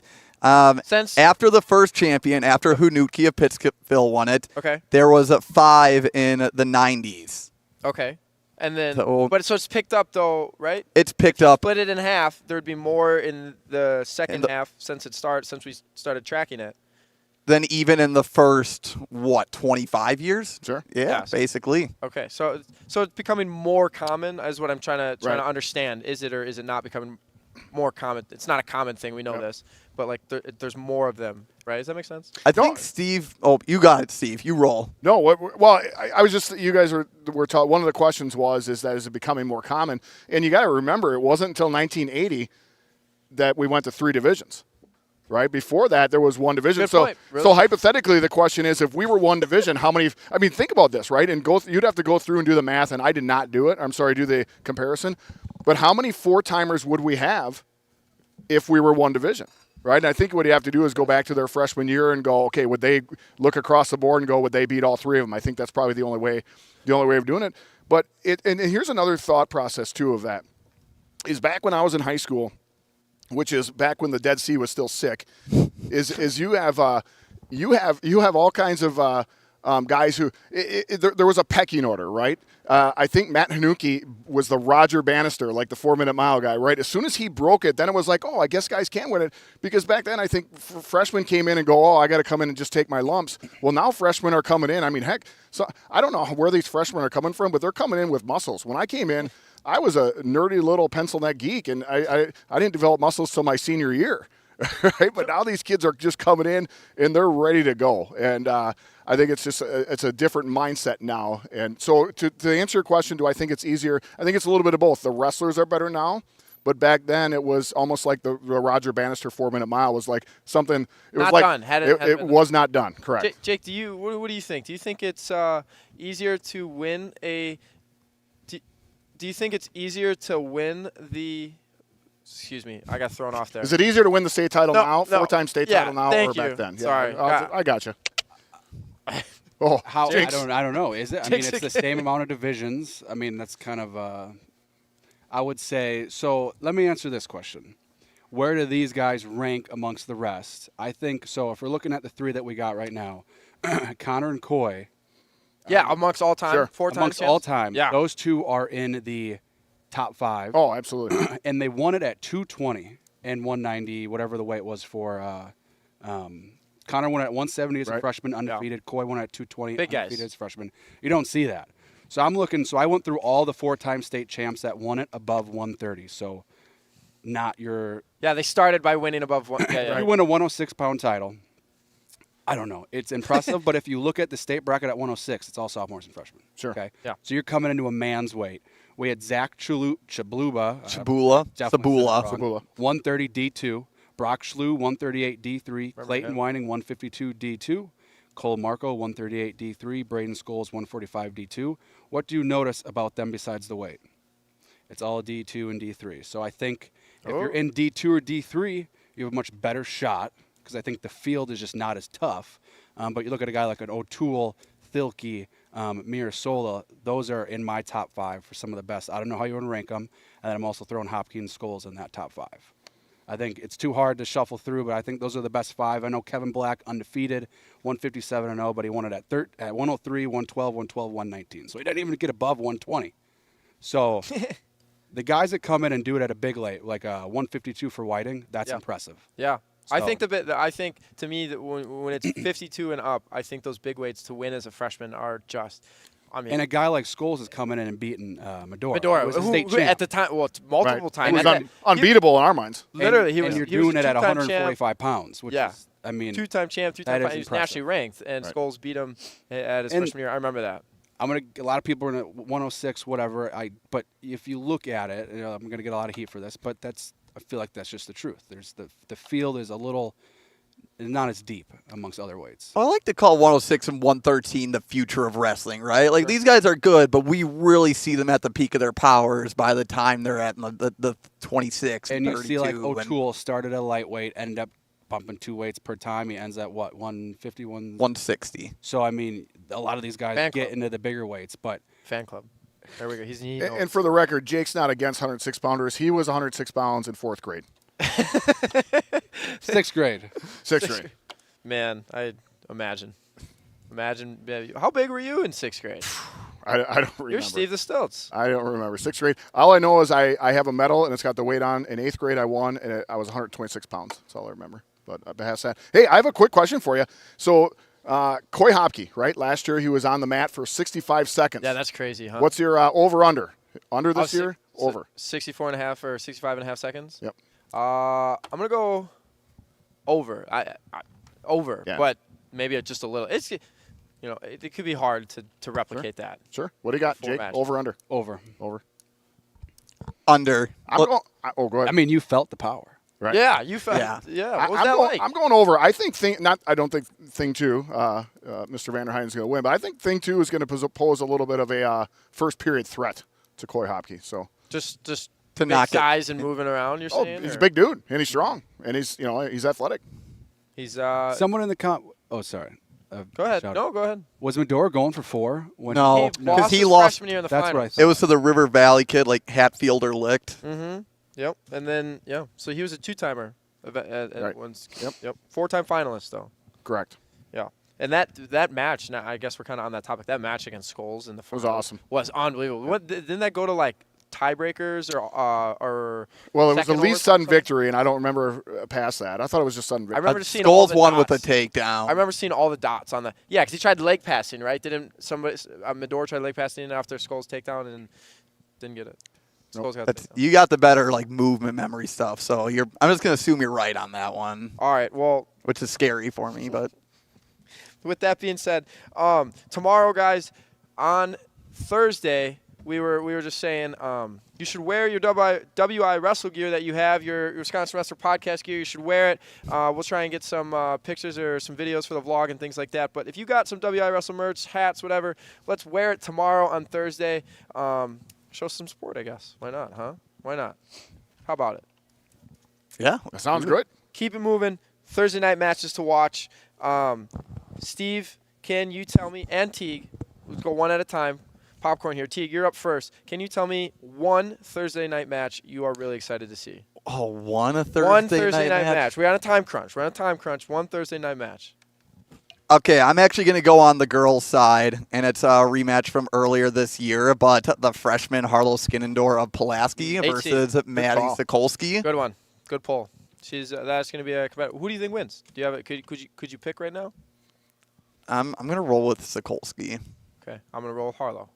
Steve, give me your Thursday night match quick that you're most excited for. I was trying to cut you off. You're trying to team play. Do you want my list? No. Teague, why don't you think for me? What do you got? Steve, I think, is rooting for an Eli Leonard of Mount Horeb Barneveld versus Con the Don, Connor O'Donnell at 165 D1. Yep. Okay. Well, let's bring on our fourth guest here. He is behind the camera, but he is making his way to the front. He is a state champion. He is a Division II national qualifier. He's got his start in social media being the producer of the WI Wrestle podcast. He quickly launched into being a YouTube star and a social media sensation. Caden Henschel. Caden, friend of the show, thanks for joining us. How you doing? Thank you, guys. Thanks for having me. This is awesome.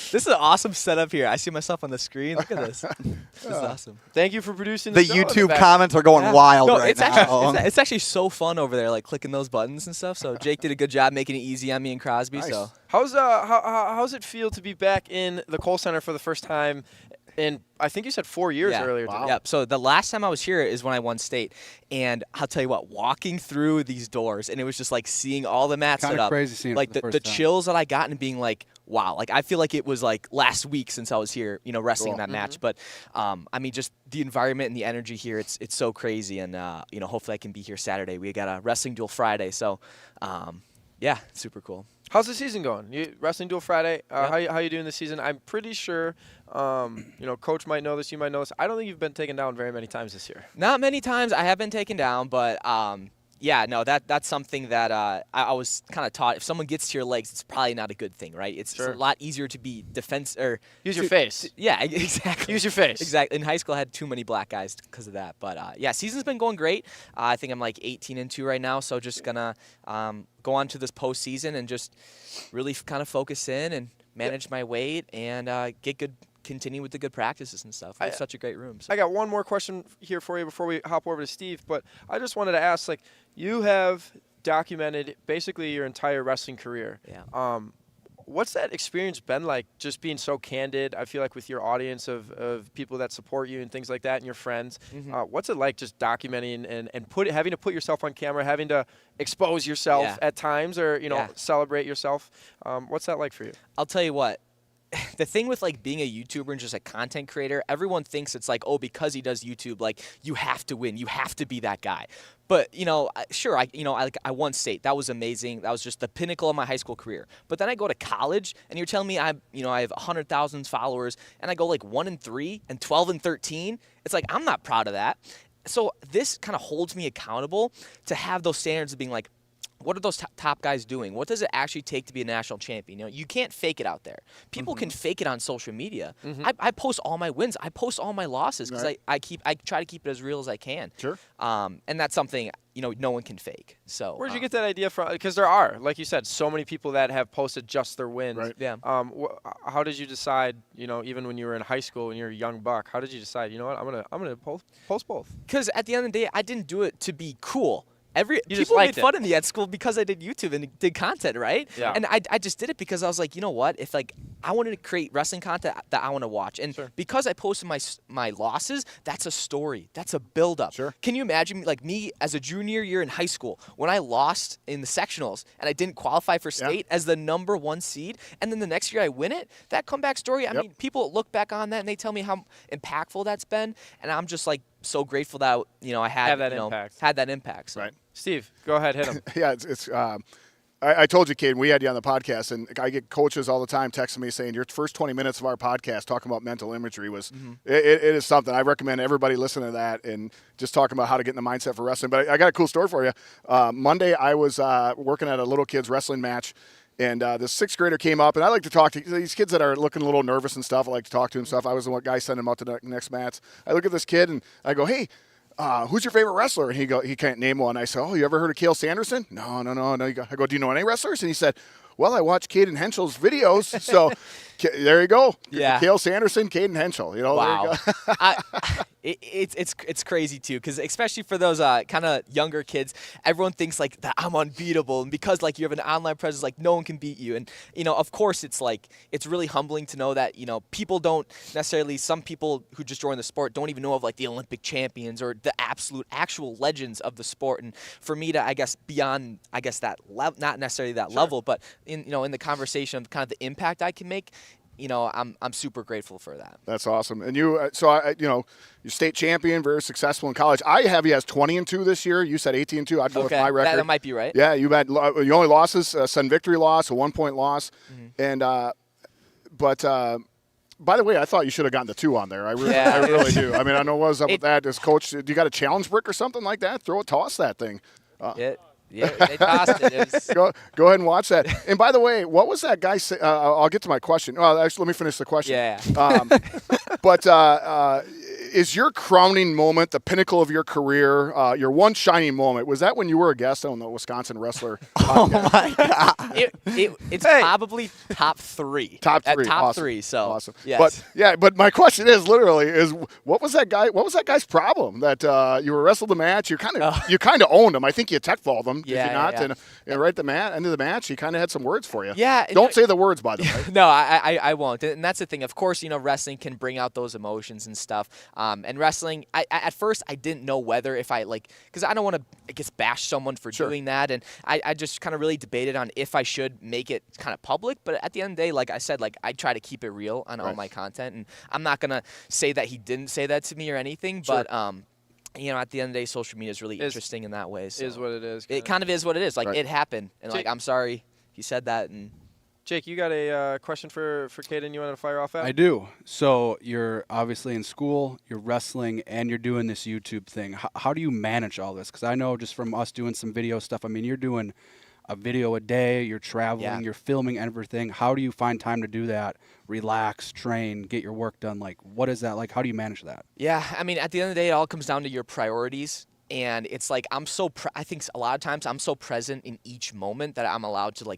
really focus on what's going on at hand. So especially this year, it's been so busy on content that I really haven't been filming any of my wrestling practices, because that's something I used to do in early earlier in my 2 years of college or 3 years of college, and now it's like I'm just like I don't have that extra stress. I'm only gonna do like dual video stuff like this. So it's kind of about like cutting down some distractions, limiting it, but still understanding like what needs to be accomplished for that day. And again, like we have the Clash of Combat podcast too. Yeah, what is it? What is? Can you explain it? Your Clash of Combat? Yeah, let's bring Crosby out. I think he's getting a little nervous. Crosby's back there. the GOAT. He's Hey, as he's nervous. transferring over, how does that work with coach? Because obviously you're going to be doing videos, right? And you're going to be recording all. Yeah. How does the team respond to that? How does coach respond to knowing that you're taking videos all the time that you're going to put on your channel? Basically it's. I mean, at the end of the day, I'm not sitting there like talking to the camera during practices and stuff like that. I honestly just sit it in a corner and just click record. Okay. I don't, if it's at a practice, and then you go back and do that. Yeah, absolutely. So it doesn't take too much out of me at all. But again, I'm just grateful that I have like a team I'm with that kind of allows that type of stuff. Crosby, so. can you? If you guys want to share that, we don't have the 6 headset. Should set it up. Crosby, can you kind of explain to us and just what Clash of, right? It's a podcast, Clash of Combat. I think you do rankings and stuff now. Can you kind of explain to us what Clash of Combat is, where it came from? What's going on there? Well, I told Caden for a while we should start a podcast just because podcasting's kind of been blowing up. It's a thing right now, huh? Yeah. Look at us. Guys, look at us. Yeah, as we're doing it right now. And he said no for a while, and then I kind of roped some of our other teammates into making one as a joke. And he was like, Crosby's actually taking this serious. Maybe I should actually invest some time into this. Yeah. Basically, it came down to he finally believed in the process. So yes, trust. That's what Caden. I feel like I don't know if you get those texts sometimes. He says trust. Trust. Yeah. Trust the process, and it's been crazy. We're basically. In April, it's going to be like a year since we started. And, of course, doing the in-person podcast, traveling to Penn State, getting Gable Steveson as our first podcast guest. Kind of crazy. Yeah. He's kind of good at wrestling, huh? I think so. And then we have so much more stuff planned for traveling and even this wrestling audit type thing. Do you want to kind of explain it? You can explain. Yeah, so basically what we do, we had this idea is we're gonna bring in like a wrestler, high school wrestler or whatever, and we're basically gonna watch their wrestling match with them, give them tips on that, go on the wrestling mat, wrestle, go through these positions, kind of like how financial auditors do a thing. It's I got this off of an idea. What do financial auditors do, Caden? Well, I mean, I think they just talk about their financials and stuff. Yeah, a little bit. Well, yeah. It's like that Dave. There's a show on YouTube called The Financial Audit, and I wanted to do that for wrestling. Yeah, like Dave Ramsey, how they kind of have those shows and bringing them, really keeping that in person and creating that other segment of wrestling content with Clash. So awesome. Yeah. Teague, did you want to fire off one at him? I know you've had a couple in the chamber. Yeah, I know I've been striking out on the guest questions as of recent, but I think we can get a good one with this one. So when Steve and I had you on, I think it would have been the summer of 2020. It was after your senior year. You won state, and we just had a couple of people like, hey, Caden Henschel has 25, 30,000, whatever the number was. It was a gargantuan amount to what we were getting a modest 5 to 10 followers an episode, I would say. Yeah, but anyway, we got you on, and it was awesome. Thinking back to that, wherever you were at now, so it would have been right before you entered your freshman year of college. And now you have a 370,000 plus subscribers. Obviously, you're a guy that has a goal. You have visions. Did you ever even expect in your wildest dreams to be at this point right now? Because it's still something that's hard to wrap your head around, right? Yeah, no, absolutely. And I think I made it myself to not necessarily have a goal of a number anymore because people are always going to follow you kind of no matter kind of what you post. And it's like you see 100,000 and 200,000, but it's day in and day out. If I keep refreshing, it's so I guess taxing on your creativity and you get too wrapped up in the numbers, but you really have to focus on what are you actually doing and what's the value you actually want to provide. And of course I had goals when I was little, I'm gonna have 2 million followers when I'm 25 years old, all these big YouTubers doing these things, but you can't really base your success off of that anymore. It has to be off the impact that you can make, and I think so far we've done a pretty good job of that. So awesome. I want to say thank you guys for taking the time to join us. Thank you for being behind the camera and doing what you guys do. Keep crushing it, both of you. Thank you guys. That's Caden Henschel and Crosby Slosher from UW Parkside and Clash of Combat and a variety of other things. Thank you for joining us, boys. We're going to move on to our last segment here very quickly. Thank you, sir. We're going to move on to our last segment here very quickly of the show. Jake, quickly, can you break down a couple of matches here for us. I think you have a few. Nice. I've got 2 matches that I'm really looking forward to seeing. We've got 2 state champs. We got Wyatt Ingham and Silas Daly. Wyatt won it at 1, and I don't have it written down. 182. I think Silas is 170 or flip it. But 2 guys that are super, super tough on top. Predictions here. I think it's going to go 0-0 out of the first. None of them are like super dynamic on the feet. This match will be won on the mat. It's going to be a battle. I don't think anyone's getting turns, but I mean, we saw Silas with that huge ride over. What are you trying to say? It's going to be a low-scoring, boring match? What are you saying, Jake? Yeah, it might be, unfortunately. But what's your problem? I think this is one of those matches that we just fast forward to overtime because it's going to be exciting then. But these guys have just such a unique style where they can slow the pace. Silas is so good at just slowing it down. He can get to his ties. He's really good at controlling. He's a hammer on top. So is Wyatt. So I'm super intrigued with that match. I think it's going to go OT. I think we see one like we were talking earlier, a bunch of dots across the top, maybe a ride out to win it. You got to get out to win it. But that's the one I'm really looking forward to. And the last one I am looking forward to. Yeah, tell me about it. We got Jake Fitzpatrick, state champ in 2022, third place finisher a year ago. He'll be taking on Drew Dolphin, a state champ last year. He had that crazy match against Grudenfelder was the final. Yep, where it was just crazy. The tongue sticking out. You can see it on the screen. That's sweet. That might be partying at somebody. We'll skip that for now. But Fitzpatrick, we've seen him a lot over the past couple months. He's been a couple different events. He is lightning in a bottle. He can attack from space. He's got some great attacks. He's really efficient with his finishes. And he's pretty tough on top. Dolphin, I think he's going to have to slow the pace down, right? We're going to weather the storm, get to the ties, and I think he's going to have to go big. He can go big. And he can go huge. What kind of big are we talking here? He's got this crazy. So here, Teague, let me show it to you. You want to show T? You're going to, right? We're going to do a little demonstration. Just watch. Hey! What? Is he? Got it. That's the show. He's hurting. That's the show. Thank you for taking the time to watch this. I cannot believe you guys stuck around and listened to us. This is a 2024 WIAA state show by WIAA. So please follow us on social media. Subscribe to us on Rockfin. Subscribe. Check out our YouTube channel that we just started. Give that a like and subscribe. Thank you for seeing us tonight. Wear your